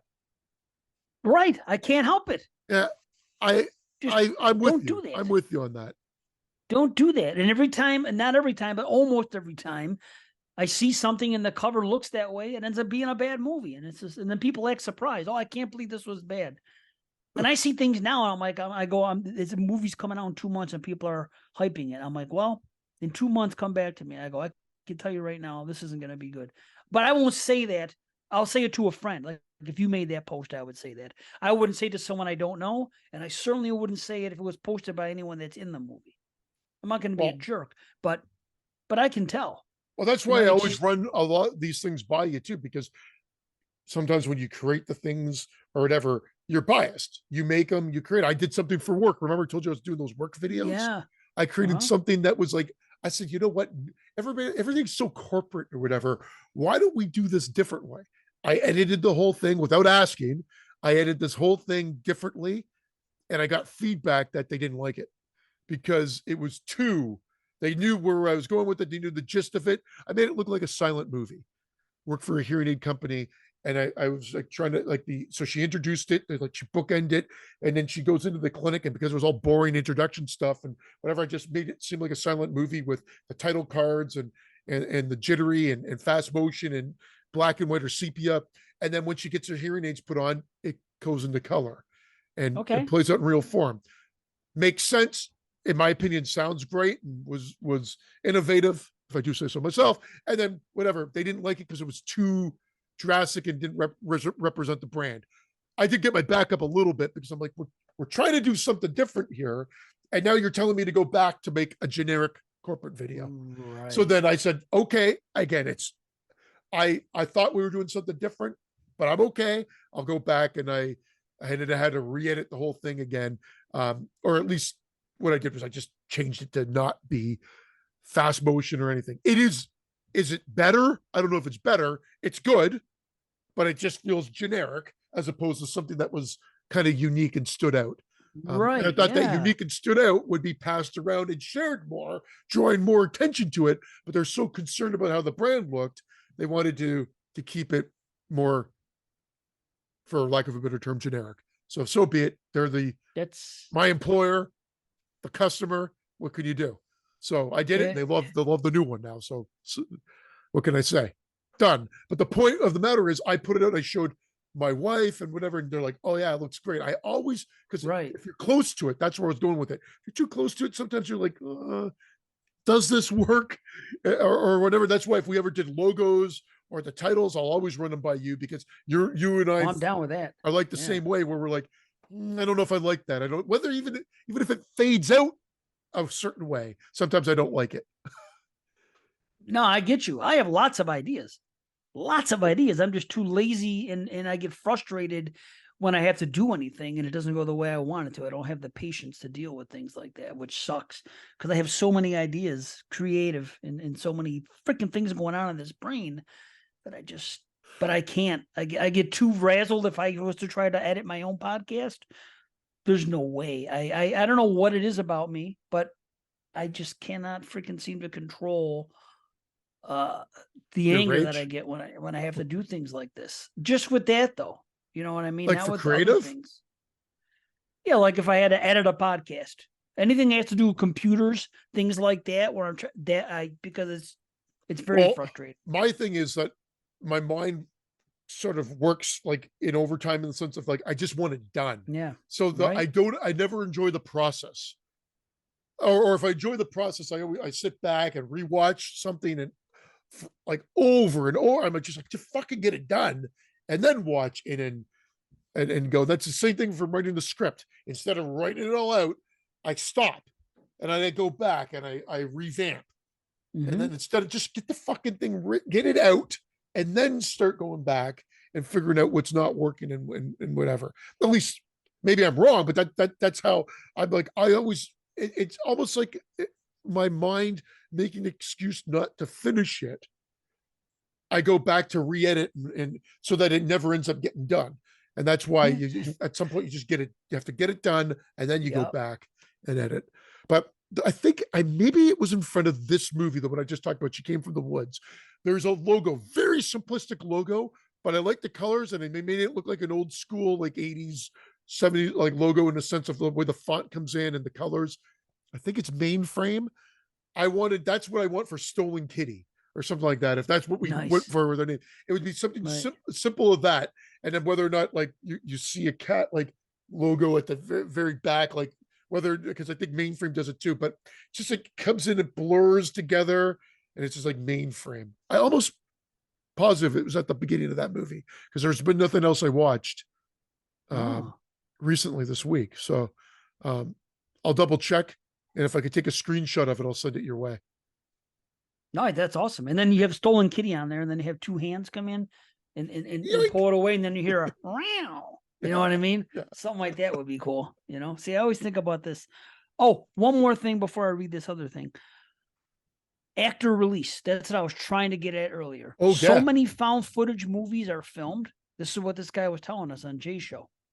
That's all these found footage movies are filmed, and he goes, the biggest piece of advice I can give everybody is make sure everybody signs an actor release, because if one person doesn't sign it and you go to release something, people won't take it on a platform. People won't take. It's like the most important thing to do.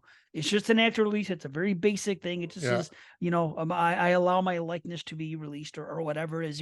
This happens more often than you think. Nobody thinks about it. They film it with friends. They do this and that, and it becomes this big thing, and it holds up movies. And then they get stuck, if they're lucky, on YouTube maybe, and then they never get seen. And there's other stuff too. He goes, when you make your movie, I've been talking to this guy about it. He goes, you know, and he knows a lot of the directors that I've met and everything else, because he runs that POV horror website, and it's, you know, I'm subscribed to that. I'm watching things on the app there, and he goes, when you guys do make your movie, if it is found footage, he goes, I'd be happy to help, you know, and he goes, I can give advice about this and this, and along the way, I'm like, that's great. So that was really cool. I wanted to read another email. Pardon me, not an email. That's after another Patreon. Bob Jordan said something on our Patreon in response to 208 actually, but he says, I'm a few years older than you all, 54. I knew around age 10 that I liked guys. By junior high, my peers picked up on it, and it was brutal. I left the room crying due to hardcore bullying 3 different times. High school was a little easier. I came out at age 24, and everyone was accepting. I worked very hard to become a teacher, and life is much better now. I'm online dating sites for a man aged 40 or older for a relationship and hopefully marriage. Anyway, I've been listening to EHP since 2021 or so. I have never gotten a homophobic vibe from either of you or Brandon, racist or misogynistic either, and that means a lot. I also listen to Skeleton Crew and TGIF 13. Yeah. Christian, you and Vincent are hilarious. Great rapport, like you have with Dave. Anyways, I really appreciate your acceptance and support. Keep up the great work. So, well, that's awesome. What he doesn't know is all the homophobic, racist stuff was all like pre-2020. Yeah, go to the old stuff. The first 100 episodes, chock full of it. Yeah. How did these guys continue? Amazing. Oh, that's awesome. That's great. Even the Skeleton Crew stuff, I can forgive. Yeah. Well, and speaking of that, we also did get a message. I'll have to tell Vince that too.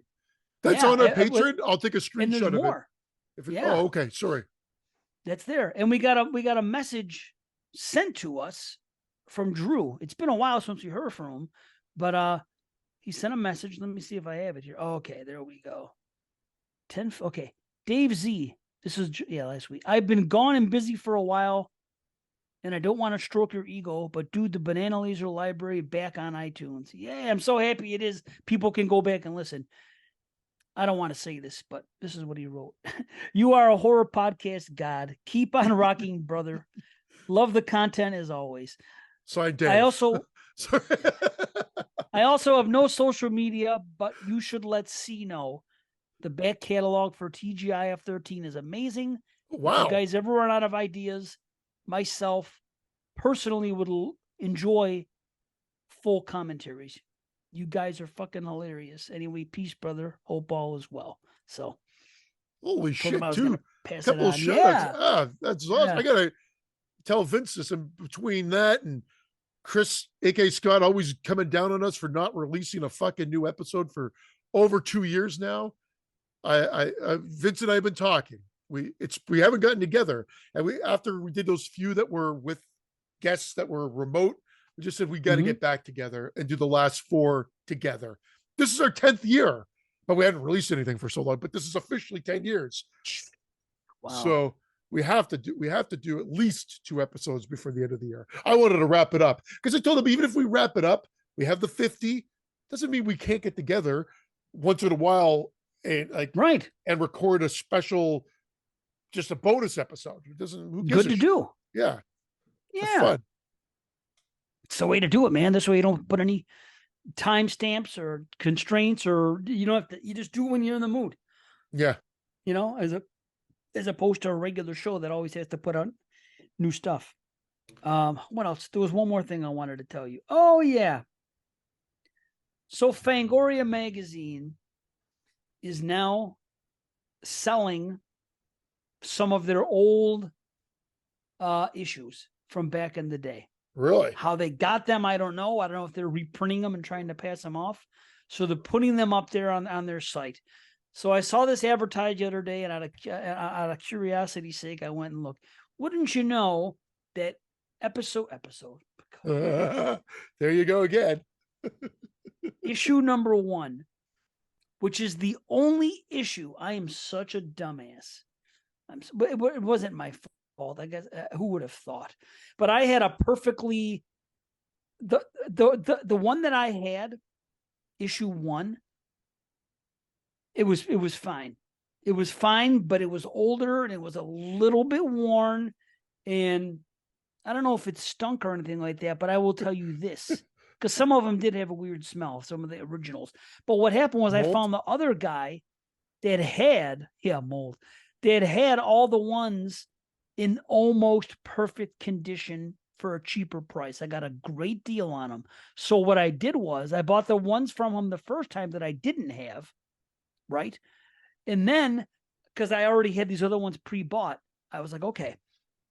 I decided, because I knew I can get a better price here, I decided to sell the ones that I have and then make a few bucks and then buy them back from this guy and still pocket an extra buck, 150. So I make out, and his are in better condition because his were in great freaking condition, like ridiculous.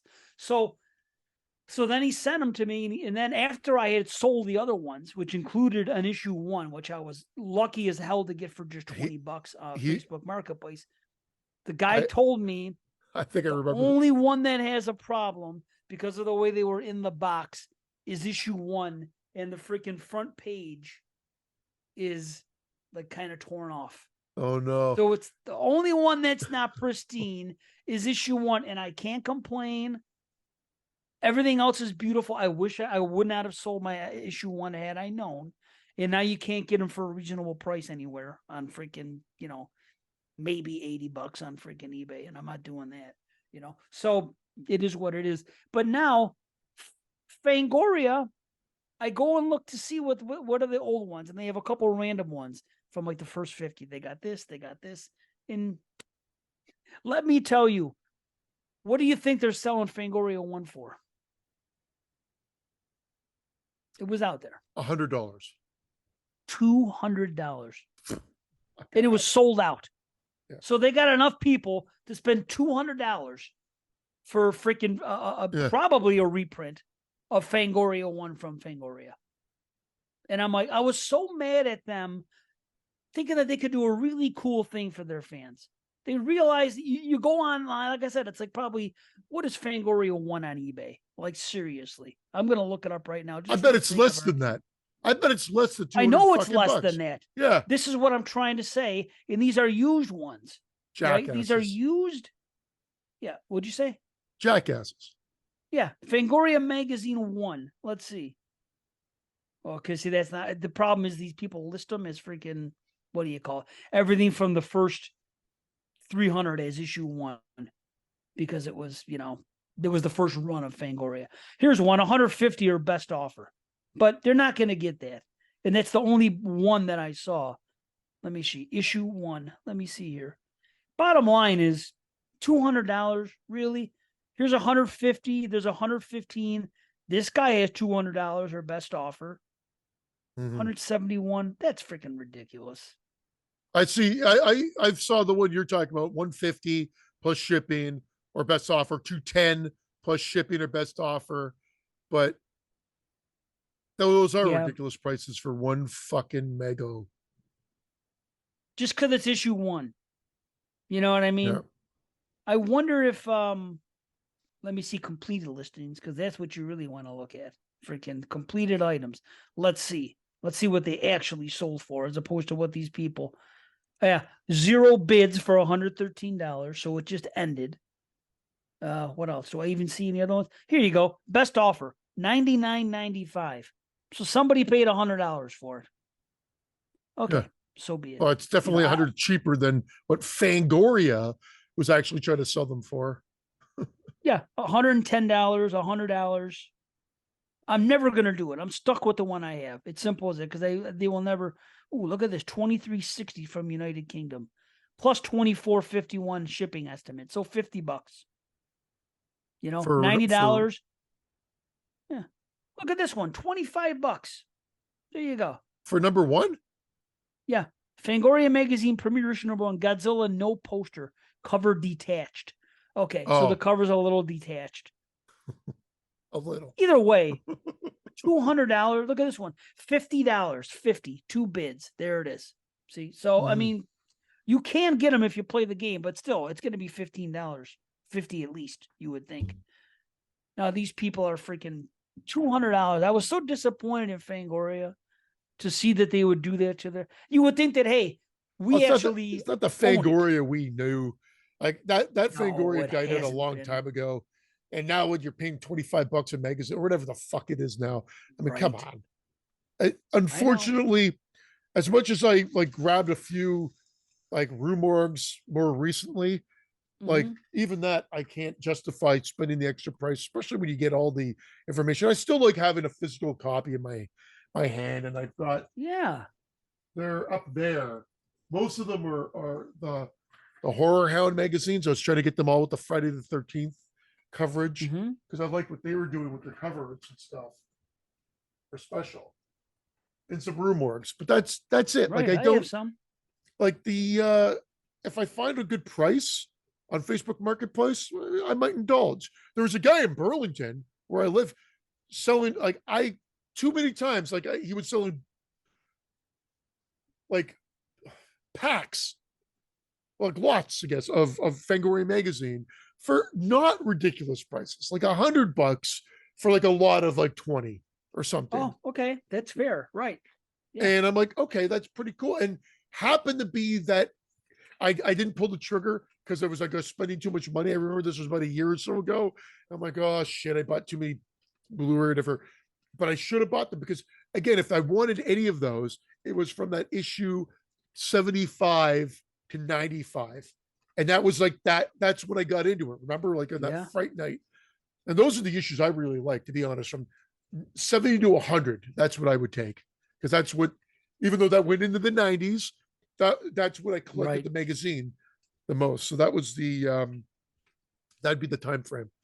From 88, 87, 88 to issue 100. And then try to get the benchmark ones. I have 1 to whatever. It was the last one I had was a month after Scream came out. So that's when everything really, it was bad in the early 90s, but then it even got worse after that. So not that I wouldn't mind having the other ones. You know what I'm going to do? I will buy them digitally. You can get the whole thing of the first run, the first 300, whatever it's, for $30 digitally. People sell that shit. So that's probably what I'm gonna do. Is it well done though? Because I've got all of them free.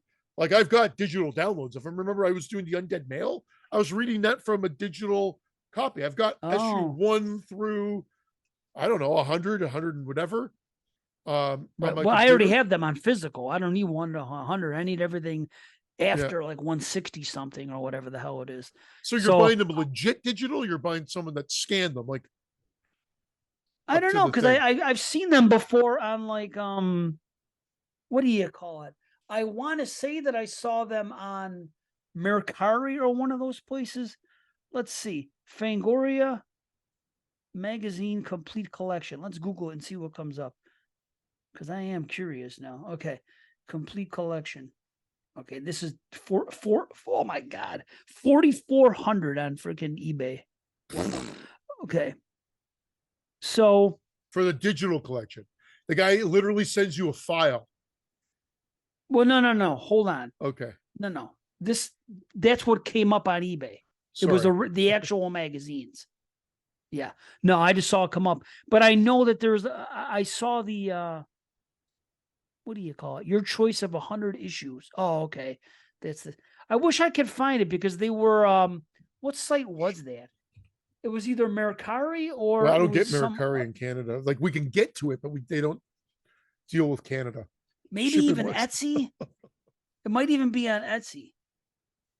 Man, I wish I could find it, but I know that it's digital and it's like a ridiculously low price. So, oh well, I don't want to bore everybody while I'm looking. Maybe I'll just go to Etsy once more and see if it's there. But I know I saw them as a digital download, real cheap to get them. Because okay, here Etsy shop, Fangoria That's what I should have put in. That's what I should have put in. Is I don't know digital. what you're doing over there. You know. While you're doing that, I'm going to put us in black and white because I'm going to get us prep for the next movie. While you're looking to see if it's on there, unless there's other things you need to read from Patreon or emails, No. then I'll wait. Okay. No. I'm For killing you. Only because this is like dead air. So here we go, everybody. Oh, 2, 3, 2, 1. Oh, you can still look. I was just trying to kill some time in the meantime as we went into the black and white realm. Yeah. Yeah, well, here's one for $7. Fangoria Magazine Complete Run 1 through 100 plus Dreamtime Stories audiobook. So I don't know what that is. Fangoria Retro Magazine 1 CBR format. So yeah, I don't know. And that's $7. So yeah, I could give it to you free right now. Yeah, no, I hear you. I know. I'll look around though and let you know what I saw, but I know I guarantee saw them. It's the same thing. Wow. So you can get it for free. I have it. They just scanned them themselves. Someone scanned them and they put them all out there. I've got them from cover to cover. They did it in comic book form, and I've got all that. That's why I was like, I've got them all digitally. Wow. Yeah, physically would be great, but I'd only want the ones that I really I remember collecting back in the day. That's it. It's like that run from, like I said, 70 to 100 done. But anyway, you want to talk House of Frankenstein? Yeah, let's do that. We're already black and white. And here we are now in 1944, House of Frankenstein. A deranged scientist escapes from prison and recruits Dracula, Frankenstein's monster, and the Wolfman to get revenge on his behalf.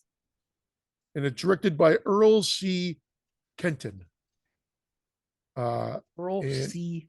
Kenton. And I took notes. I told Dave, first time in a long time, I took notes. And the reason for that is because I thought I watched it so early, I thought I was going to forget. But also because this movie is so fucking batshit crazy in the sense of like, I'll tell you what my first thing said. I won't go into just feels slapdash, weaker script, sets, effects work, bad dissolves except for Dracula's arrival and maybe the Wolfman's feet. The sound is off, editing, and some acting. Almost feels like a ripoff, even with Karloff and Lon Chaney. And what? No Bela Lugosi?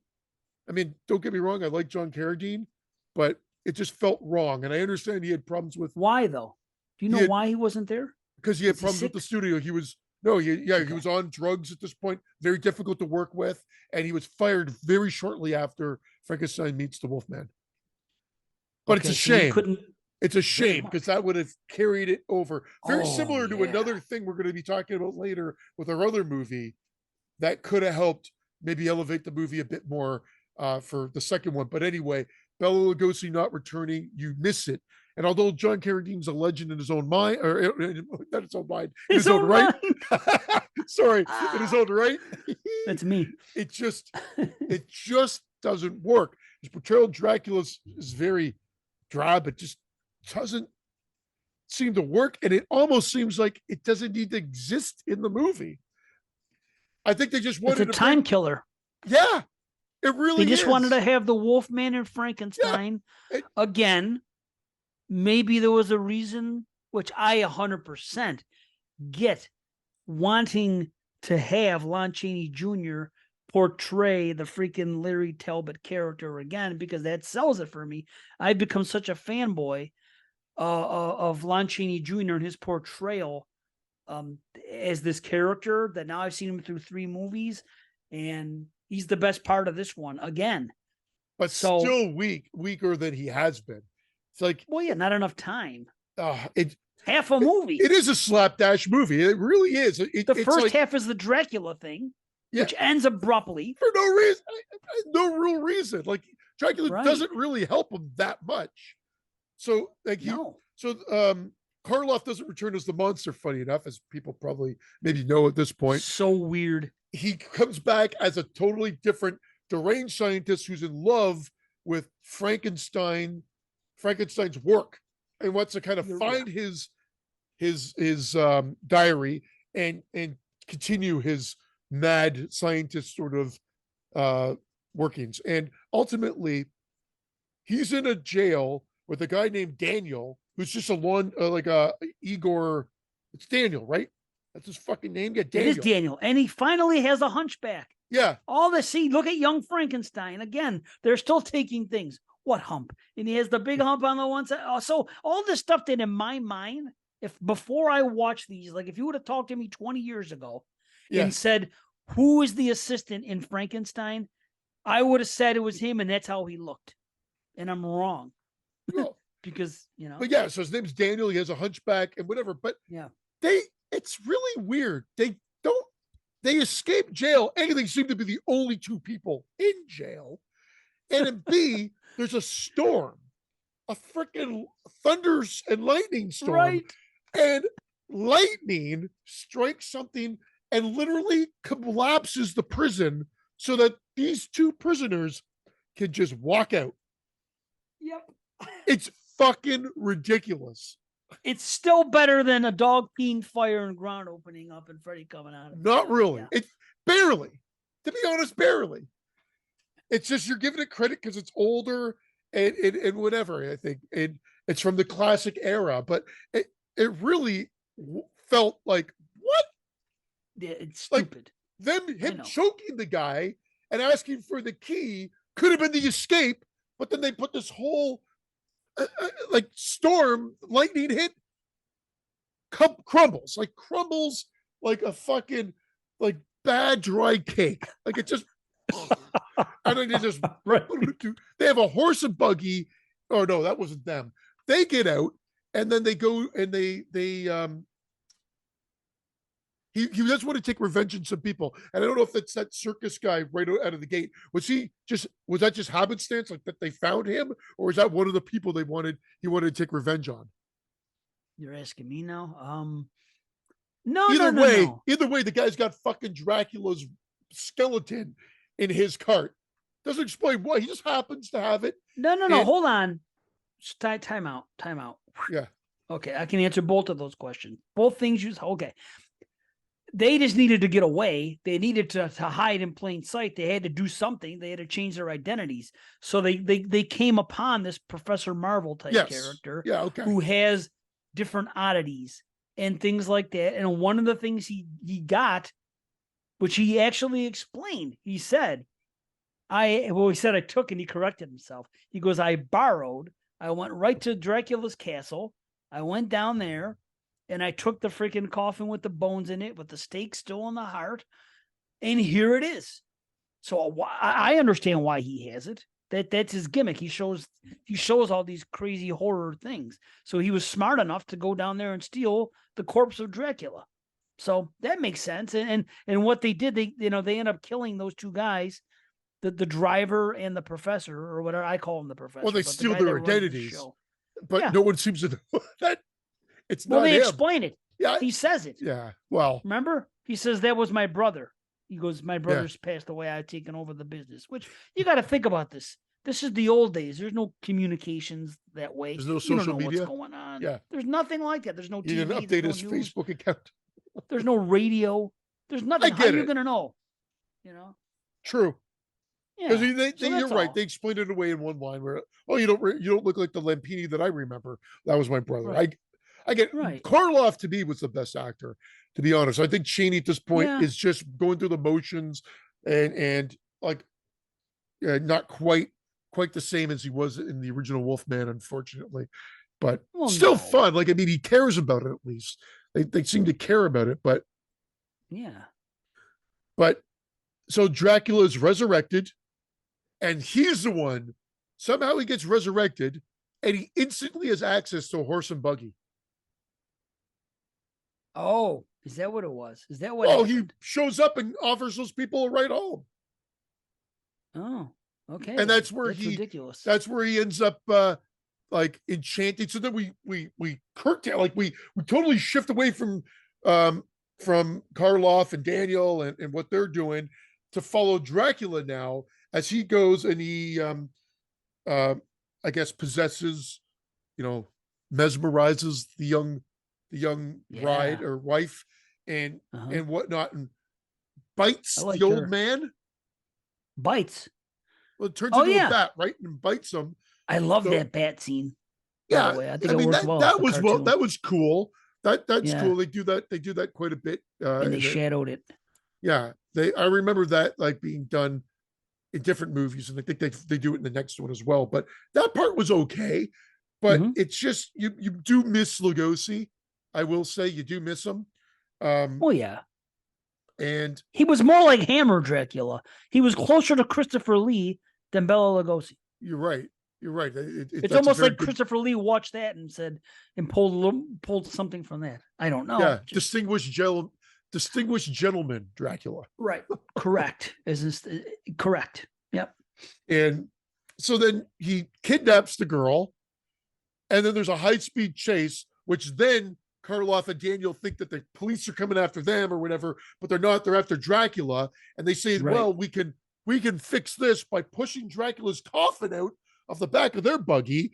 Then Dracula crashes his buggy. The girl's left in there. He's trying to get back to his coffin that's now up on a cliff. It looks like. How it got there, I don't know, but it was pushed out of that thing and it's up there. So he crawls back to it, and the sun's out. And he turns back into a skeleton. Just like that. The girl's saved, and we're off that story. It was like, we're done with Dracula. Yeah. And we're done with that aspect of it, and nothing else explained there. And now we go, and they go back to the town. And I will say, I always love how they kind of connect the old movies with the last one. And in this one, oh my God, we've got a humdinger of a bit of dialogue here that I wrote down. This is why I had to write this down. I wanted to make sure I got this right because it was fucking crazy. The Wolfman, talking about the Wolfman, and they shift. So Dracula's dead, and we just shift. It's a very odd like time frame. We go back to, and we go back with them. It's just we go back to, what do you call it? The city of Frankenstein or whatever, the town of Frankenstein. Yeah, and they have a parade, movie. And we find out Daniel. That's where they bring their truck, and they seem to fit in with the carnival folk, and Danielle falls for one of the dancers there. He's attracted to her, but is worried because he has a gypsy woman. Yeah, another gypsy woman, not Curry Wurr. But then the police come, and there's two officers that tell everybody to get out of here and whatever. And these were the lines. This is the lines that he says. I know you're talking about exposition dialogue to the extreme. It was fucking so bad I had to write it down, as in I loved it, even though it's really bad. So the police officer says, "We've had enough horrors around here. You see those ruins? Our village has been quiet and peaceful since the dam broke and swept the Wolfman and Frankenstein monster to the destruction years ago, several years ago.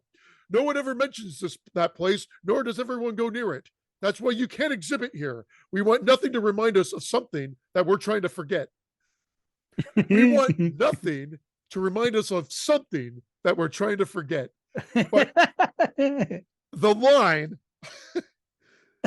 our village has been quiet and peaceful since the dam broke and swept the Wolfman and Frankenstein monster to their destruction several years ago. I'm like, what the fuck? Talk about wedged in exposition dialogue. Yep. Dude, my note says literally this.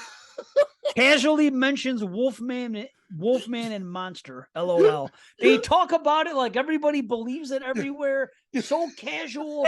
This goes on for most of the movie until the Burgermeister finally someone talks sensible. It says, hey, enough of this talk. You know what I mean? Everybody's talking like everybody expects it to be real. It'd be like saying Santa Claus is real everywhere you go. Like everybody knows what the Wolfman and Frankenstein's monster are, and they're just talking about it. Normally, if that happens, you're not going to tell outsiders that these exist. They're going to think you're out of your mind. And they know every detail. The dam broke. The dam broke. The Wolfman, not Tabit, Tabit. Yeah, not a werewolf. The Wolfman and Frankenstein's monster. Away. It is genius dialogue that is so bad it's great. Like it's I can't get enough of it. I howled. I rewound that, and that's when I wrote it down line for line because I'm like, oh my god, that's gold. It was funny. How about that pimp? He was straight up a pimp. When he was, and he started whipping the freaking the girl, the dancer. And that's when Daniel steps in and starts. Give me all the money. Yeah. He's like, she goes, I'm only supposed to give you half the money. She goes, I say give it all. And then he grabs a whip and he starts whipping her. What? And then Daniel kicks his ass and then he starts whipping the guy. But I'm like, wow, this guy, for no reason, on the spot became this freaking gorilla pimp out of nowhere. Just boom, give me all your money. That's true. They've had a working relationship all this time. It's a traveling gypsy thing. And this girl's his main dancer, Alona, or whatever her name is. And it's like, what the hell? That is the stuff I do like, though. After that, the story about the gypsy girl, the dancer, and Daniel meeting her and having a crush on her. And she likes him to a degree, and then she sees he's a hunchback, and he, but then Larry Talbot comes in later, and he's this tragic figure and everything else, and he's mysterious, and she ends up kind of like mysterious ways. It's all right. It's all right. It's all right. Yeah. And she falls for him. Yeah. And then they go into this ridiculous thing, not just a silver bullet. It has to be a silver bullet shot on a werewolf by someone that understands what they're going through and loves them. And that's going to be this gypsy girl. Yeah. Oh, it's not me. Yeah. And let's not forget when finally they get Frankenstein. So they find Frankenstein Wolfman, and they're again encased in ice. We're surrounded by ice. So they start a fire and they melt them out. Frankenstein looks like Frankenstein's monster looks like Frankenstein's monster, like we know him to be. He looks like a caricature of himself, though. Here, he looks like if you went to one of those guys that are drawing you like on a boardwalk in some beachy area, when you go up to them and then they draw your daughter with like with me, they make big ears and a big nose, and like those caricature drawings. Like that's what this Frankenstein monster looks like. He looks like he's more at home at like hilarious House of Frankenstein or whatever that show that came out. That's what he looks like. He's like. First, he just looks like he's a dummy on a table, right? And then he comes up and he's like he does like facial like it's elongated. It's so bizarre that all I can think is it just looked like a cartoon and not really the Frankenstein we've known. But that's just he looks good. Maybe I'm nitpicking, but that's how he looked like to me. Don't you think he looked closer to Carlos Frankenstein than Lon Chaney did, though? Yes. Yeah, well, Lon Chaney, say that. Yeah, he had the height, but it just I don't know. It just and the face. What makes no sense is the end. Why would Frankenstein have sympathy for this guy, I understand he brought him back, but they explained it in the other ones. He had sympathy because, first of all, his creator, the original Henry Frankenstein, was good to him, and he gave him life, and he figured. Then in part 2, he decided he didn't want to be alive anymore, and that's that. Then later on, he has an affinity towards the son of Frankenstein because he knows this is the same bloodline. This person here is not a Frankenstein whatsoever. Why does this Frankenstein monster get so uptight when he's fighting with the Wolfman or whatever the hell's going on that he has to get up and freaking go after him? You know? Go after Frankenstein? No. Frankenstein got up to save the other doctor being played by Lon Chaney. Yep. Remember at the end? Oh, being played by Karloff. No, but he does. Doesn't he go to get him to bring him to his death? Well, no, he didn't know he was going to die. He didn't know it was quicksand coming up. He was trying to escape. What do you mean he didn't know? He got warned 1,000 times before. Yeah, but he's not smart. I wrote that down. Not this way. Not this way. Quicksand. Quicksand. Not this way. Quicksand. Quicksand. Those are the exact fucking words. Hold on. And Frankenstein just walks right into it, and then they go like Terminator 2 style. He's sinking into the quicksand. Yeah, I liked it. And then it ends. The end. Yeah. Slam cut to the end. It's cool because you see Karloff go down in the quicksand with the monster that made him famous, with Frankenstein's monster to end the character. That's actually, it's kind of like Tom Savini coming back in part 4 to freaking end the Jason character. That's what I kind of took it as. Like, oh, that's kind of cool. But you just blown my mind because maybe you're right. Maybe he was pissed off the monster and he did want to kill him and he wanted to be dead anyway. Yeah. So same thing. But in the last movie, he wanted to live, didn't he? Wolfman wanted to die. He wanted to live. Or did he not say? See, I can't remember. All I know is they were making him stronger. Frankenstein's just a monster. He always gets resurrected somehow. I think he'd be fine dormant and just left to just be frozen in carbonite. But that ended, like, again, when they get the lab running, because this lab seems to be the most fully functional lab. Like, they could just blow the dust off it, turn on the lever, and it's fully functional again within hours of anybody coming across it. But then this time they've got Daniel, or the Igor character, like helping by, he has to turn up the I don't know how much the electricity rate or whatever, because there's a, like one of those light, medium, heavy, danger icons on it. Yeah, and it's going into danger. It's like, danger, master, danger, and you just hear him go, okay, decrease. I don't know. I don't know why I took so much comedy out of it, but I'm not saying, like, something about it. It's so crazy that it just kind of flies by the movie, but it's still the weakest of the films, I think, that we've seen to up to this point. But it's still watchable because of how pretty much everything that I've just said, like the crazy bad dialogue, like everything. It still works as an entry in the Frankenstein universe, but it's, again, to judge it on its own, it's the weakest by far. Again, it's more of a Wolfman movie like the last one was. But that's what I like about it, is that I like the Wolfman. I like Chaney's portrayal. That's what I like. When he turns into the Wolfman, I don't remember the quick one. They finally transform him in the last 5 minutes. Yeah. Oh, but there's two things. They transform twice, no? Because there's one. But they only show it once. Yeah, but the cool one is when you see the footprints and they turn into wolf prints and it comes up and he's a Wolfman. That I'll give credit for. That was well done. Like old school way of showing it without doing the dissolve transformation again. And then they do the dissolve. But he changes in that woman that eventually has to kill him because she's experiencing what he's gone through. He fit all the criteria that you mentioned, has to fit in the criteria of how to kill the Wolfman. And she's watching him. She's standing outside a door. He's turned into the Wolfman inside.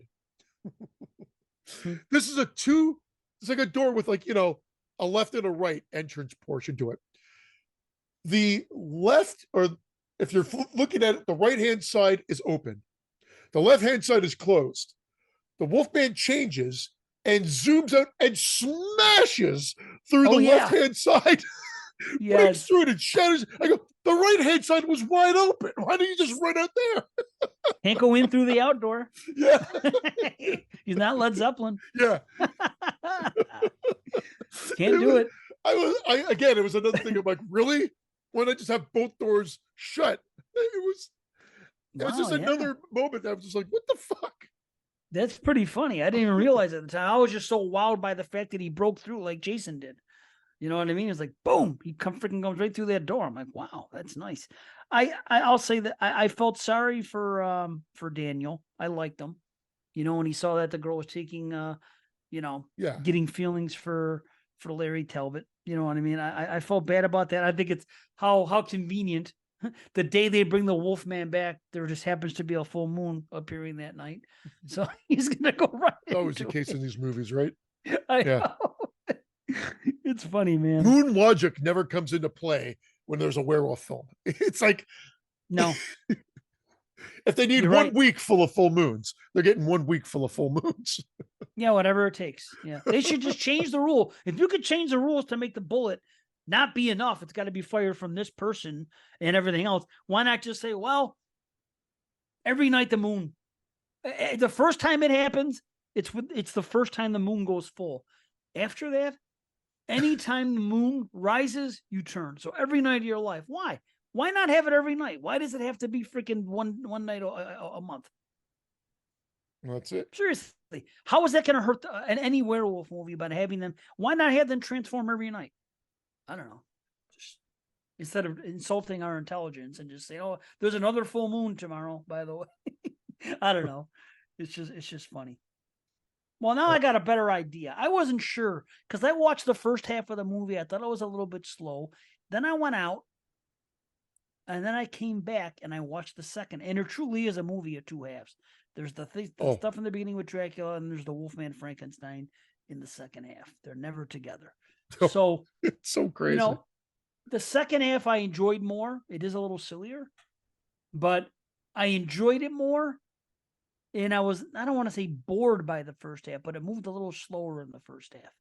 So I was trying to figure out how I truly felt. And I figured talking to you would help a little bit when bringing it back, you know?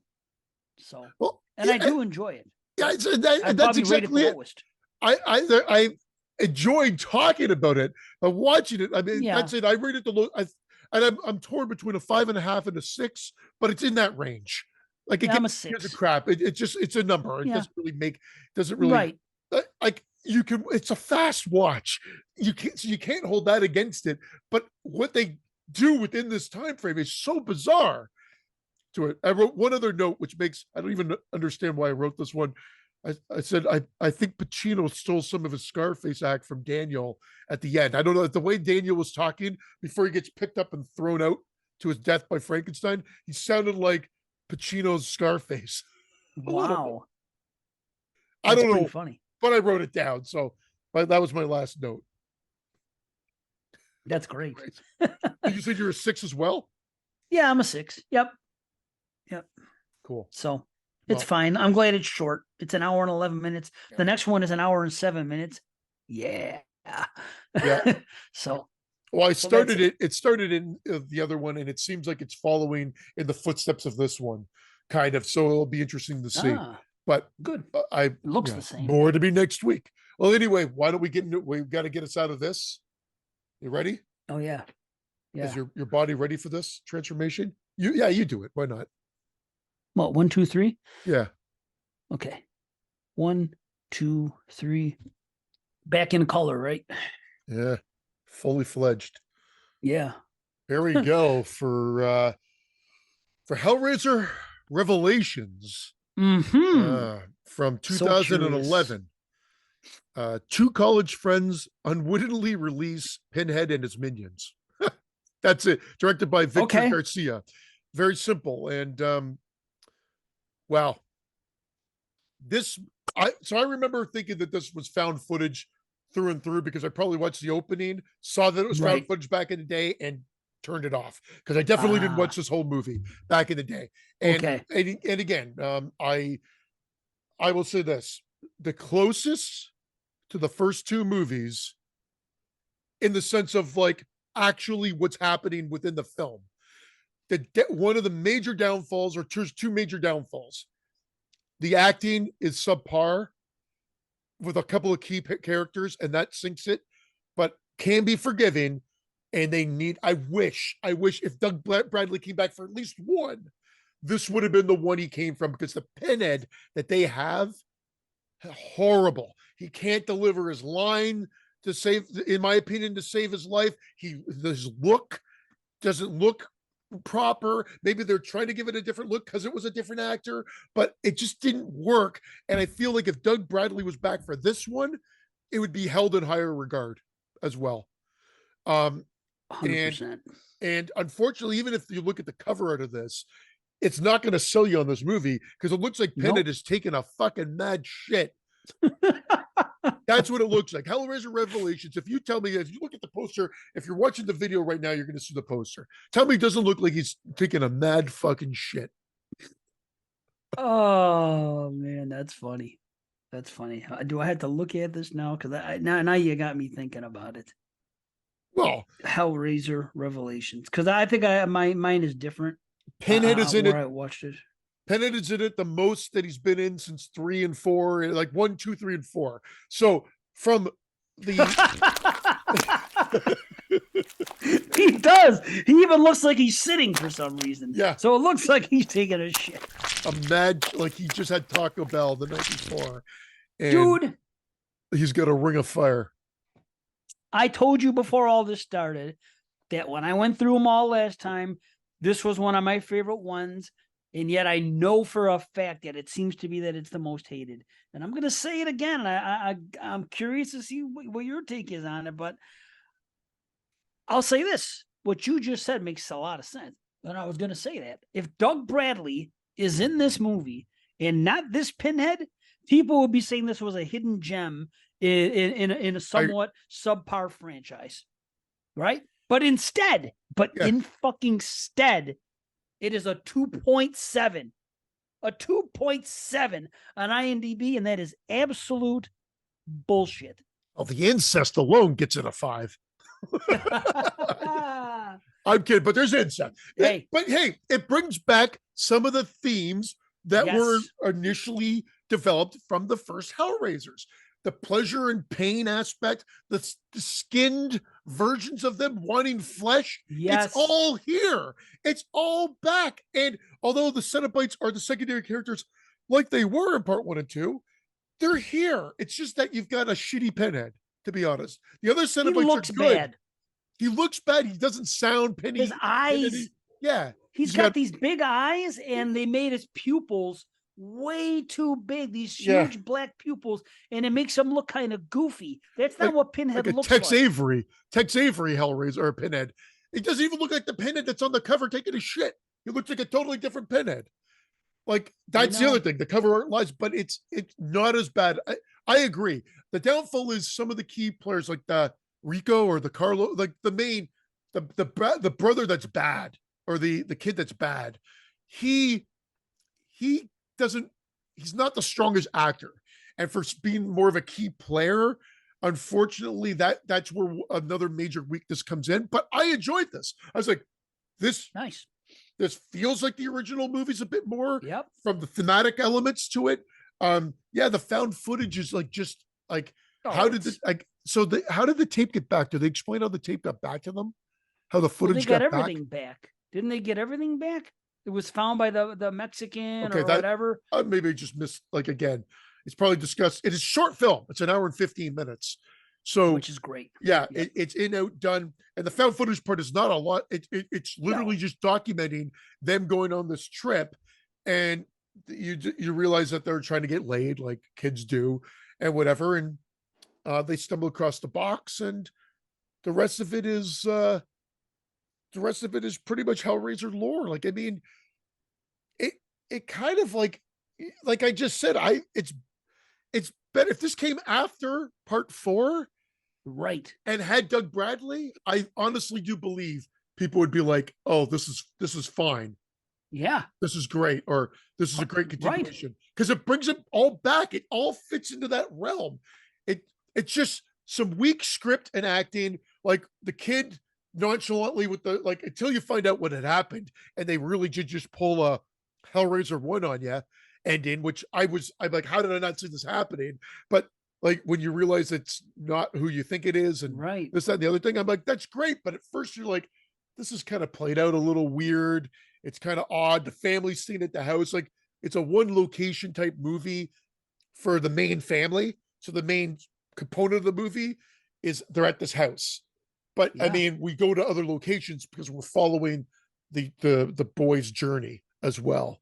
So we're in Hmm. Mexico a lot in different things. But yeah, I was shocked. I go, this was much more enjoyable. I knew it. I again, knew it bad, wasn't me. bad fucking Pinhead, and just some acting that kind of weighed down the movie overall for me, unfortunately. See, the acting, the lead guy, when he's a good guy, he's weak. When he's a bad guy, I thought he's really good. It's just like some people, and I hate to bring it back to wrestling, but happens a lot. Some people, when they're good guys, they're vanilla and bland and boring. And when they have the charisma to be good bad guys, they end up being great. And you're like, oh yeah, this guy's much better bad. That's what I thought this actor was. When he was playing the good guy in the beginning, as opposed to his friend who was more, more daring and all that. Some of his line delivery was weak, but when it got to the second half and when the reveal happened and he's waving the gun and he's talking all that shit and get into it, I thought he was a pretty good psychopath. I just thought that he was weak in the early half. No, no. See, I liked him. It's the other guy, the daring kid, that I thought was the weak actor, Rico, Oh, or whatever the really? fuck his name Oh, is. Yeah, I thought okay. he was the weak actor, because this kid has to do both. He's got to play that nice Yeah. guy and also Mm-hmm. play what he's become. Right. So that, I again, maybe, he's not going to be winning an Academy Award every now and then, but he's actually decent enough. But at first, I was taken aback because I'm like, what the fuck have they done with this character here?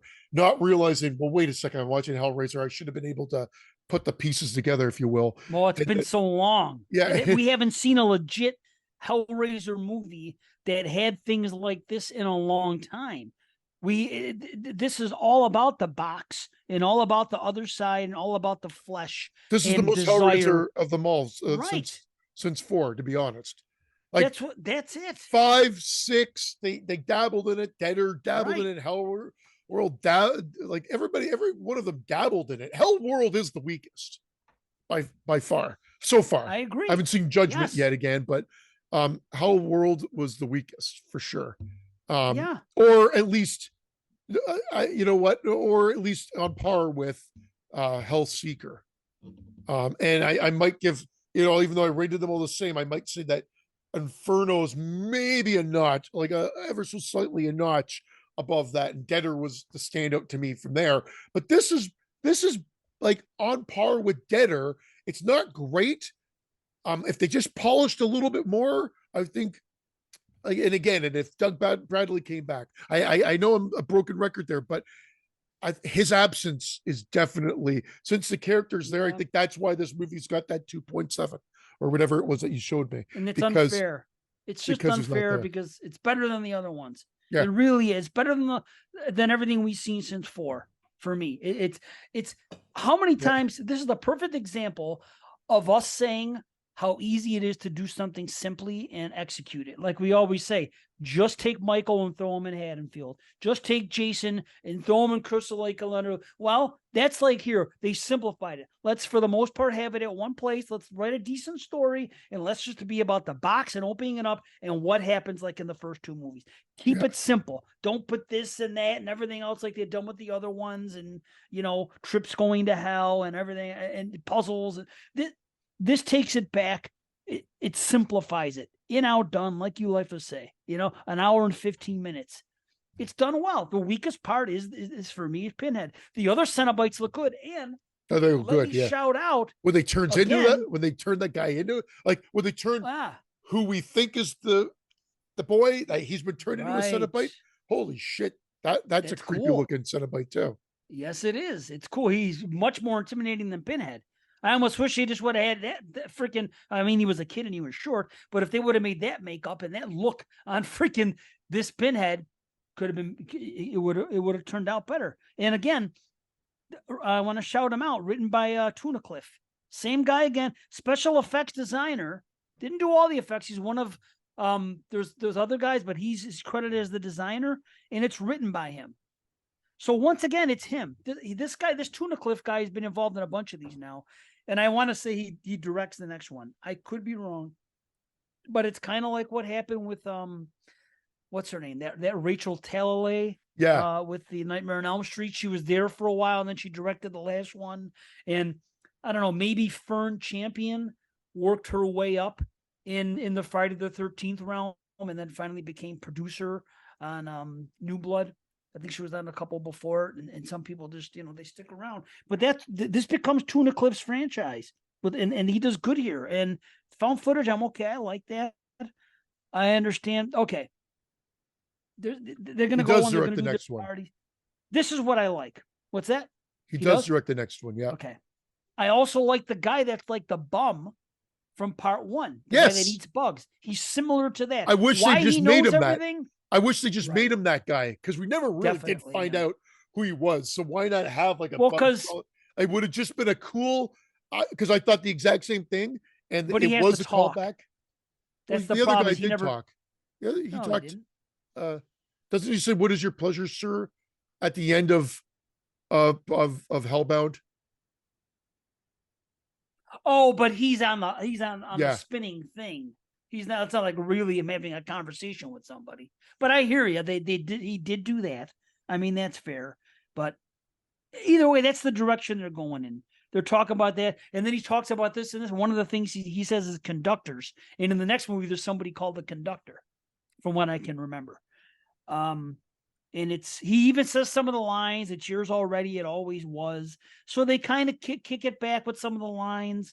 It's not too cheesy. It's not overdone. It's almost like a love letter to the original too, where they take things from it and they do it. There's even a couple musical stings, and it's great when they open the box. What happens?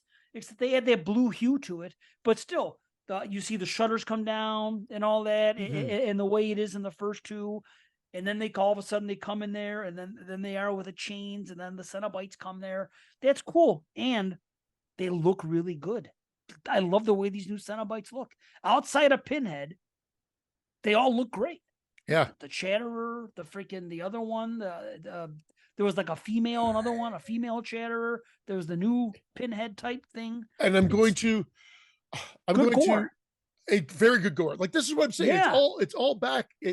For the most part. Again, I'm not saying that the acting, like Frank, I always thought Frank in the original one, his voice never matched him. It always felt like he was overdubbed, and it always threw me off a little bit in the first Hellraiser. But I've grown to love it. So if I have to be honest, though, I thought that back then with Frank, how he delivered the lines. Anyway, so I will say this: even if they didn't get Doug Bradley back, they made a better. So I put Judgment on just to start it, kind of like I put House of Dracula on. I'm like, I gotta just wait. It's too early. We haven't recorded this show yet, but I wanted to watch the opening just to see how it was going to play out. Who they got for Pinhead in Judgment, much better than who they had in Revelations. Meaning, if they couldn't get Doug Bradley back to seal the deal, if they at least put the guy that they had in Revelation or in Judgment in Revelations, that is like his look looks like Pinhead at the very least. Same sort of structure. The voice doesn't have to be identical, but it's the look of, like, when you open and you put Judgment on, you see Pinhead right out of the gate, and then they show him in blue. He looks very similar. This guy's got like a yellow hue to him. He's got those bug eyes that you mentioned. Yeah, man. And he's got a weird voice. It just did not fit, and it throws you off. But you can't just put all the weight on the fact that he doesn't look good, and it's a different actor. I mean, it's unfair. But it would, I'm telling you, either Doug Bradley being in it would have elevated this a whole 1 or 2 points on IMDb, I think, or at least getting someone that looked more in line with what we're used to, like they do in Judgment, would have been another maybe giving this movie a little bit more credit. But it's it's not a 2.7. That's really shocking to me. That's just Doug Bradley fans pissed off, I think. It should, well, it's franchise fan. This always happens with franchise movies. Oh, just like what came out, I think I said it when Halloween Ends was out. It's like a 1.9 out of 5 on friggin' Letterboxd. And some other mid-card movie is like a 2.3. I'm like, no, you cannot tell me. It just, I'm sorry. This is lower than Hellseeker and Hellworld. It's rated lower. Like, come on. Like, there you go. That's because Doug Bradley was in those, and that's the only reason why people hold on. This is more in line with the thematic elements and the feeling of the first couple of Hellraisers. No question. Right. It's like the Nightmare remake. People think it's worse than freaking parts 5 and 6. Are you kidding me? And I hate Pinhead in this. I really do. But I'm not going to bog down the whole movie because of it. No question. Like, oh well. I mean, but I like everything else. Change the rating. But yeah, I'm with you, man. It's in outdone, as you say. I like to say it. I do like to say it. And it has gore and everything. The only thing again would be the Christopher Young score. Right. That would have been nice. They try to mimic it. You get little nuances of like, are they going to put it in? But they don't. It's like a tease. They do enough. Yeah. They do enough. The most unbelievable thing in the whole movie to me, honestly, is that when he wants to go out and get the bodies for the other guy and goes out and gets prostitutes, that when he goes out and he gets that first prostitute, that number one, she's only $100. Number two, she's in freaking Tijuana. Number three, she's just sitting in an alley. That girl could be making $500 a pop in freaking Las Vegas. But that's another story. I was like, what? This girl just randomly sitting in an alley looking that good? $100? Man, this guy. But anyway. But again, it was a cool thing. He went out. He did the thing with the skin. See, I pieced it together this time. And it's not because I saw it before, because my memory is awful. This time I figured out, and again, it wasn't because I knew. Well, Dave, you already saw the movie. You should have known. No, I know I should have known, but I didn't. I'm taking the journey almost as a first-time viewer, just knowing that I liked it last time. Yeah. So I figured out that the switcheroo was made by things going. Actually, as soon as somebody got killed, and they showed something, I'm like, okay, so that is why. And when the incest thing happens, I'm like, okay. Now that explains it. It doesn't explain, although I do like it, how that Emma girl, her too, how she gets all horned up with the freaking her friend's dad for a second there. Yeah. The whole thing with her and the desire with the box, she is attracted to that box too, because they live this mundane lifestyle. Yes, they're rich, but it seems they're very sheltered. Everybody's fucking everybody. Yeah, and that too. The family life isn't good. Yeah. And people are having affairs. The parents are having an affair with their best friends and her boyfriend's parents and that whole thing. So I could see it being mundane and wanting something more than what's going on there. So she's desire to. And that's when the movie ends, it's cool because it's like, he even says something like, oh, in other words, you're going to be back. You've already had a touch of this box. We know you're coming back. Even though she was the one that used the box, they knew that it wasn't her that summoned it. It was the guy that escaped, much like part 1 and 2, like what Frank did. Exactly. Again, cool. I agree. Like, I mean, there's so much more that is in line with the first two without being just a total rehash of those ones. And I've said that review, that low rating is the no Doug Bradley effect in a sense, because I mean, come on, like, this is heads and tails above Hellworld. People hate this movie. It's ridiculous. It really. I'm so glad. See, you're sensible. I knew that you would watch this movie and you would come out feeling this way. I didn't know, but if I would have had a wager, I'd say, yeah. Just like the same thing with the Nightmare remake. When we watched that, I said, I hope these guys see what I see. And, now I'm saying it's the greatest thing, but to go in there unbiased, especially when you're watching a franchise, you experience it more. You've seen what came before. You're watching all these in order. Now you see another movie. This kind of stands out as just being a better movie. Just a better story, and it's more true to the original. Just Pinhead sucks. Yeah, it's very true. Pinhead sucks, and again, some of the acting. I'm at like 6.5 because I think that's what I gave Deader, and I've got like if I was going to watch. If you were to just put one on, like you said, usually you can't. I could see doing this one, and I probably could see Deader maybe, but I'm giving them the equal rate because they are elevated above all the other ones that we've watched since part 4. Yeah, no, and I'm with you. It's a 6.5 for me, and I also gave Deader a 6.5. So, I mean, honestly, after the first 2, like if this would have been part 5, that would have fit in just perfectly. Deader could have been 6. Yeah. And the other ones didn't have to be there, even though I have no issue Deader, with them. yeah, Deader doesn't. You don't need any other ones. That's exactly it. If this was 5, right. Deader 6, and then we went like, well, I don't know about Judgment yet. I'll save Judgment for that. Right. And then we went to the remake. We'd have a fairly like a no different than most franchises where they were all watchable, some fucking classics, and then some that were just passable but good enough time wasters. Right. So again, you got bogged down, and the Rick Boda effect, I think, is what really comes into play, because I wasn't a fan of Hellseeker, and I wasn't a fan of well, as big of a fan as Hell World, but I liked that. I liked Hellseeker, and I didn't hate them. I just didn't love them. I gave it a 7. Hellseeker. Wow. Upon further review, I think I'd probably make it a 6.5. But I think I enjoy this more than Deader and Hellseeker. I think Hell World is the one that really, what do you call it? I gave it like a 5.5, and that was that. You know what I mean? So, it's funny, what was the one that came after Friday fans get annoyed about Kane Hodder not being in Freddy versus Jason, but they've kind of gotten over it for the most part. And this one, maybe it's because it was such a bad portrayal. Maybe because at the end of the day, Jason is like a Frankenstein.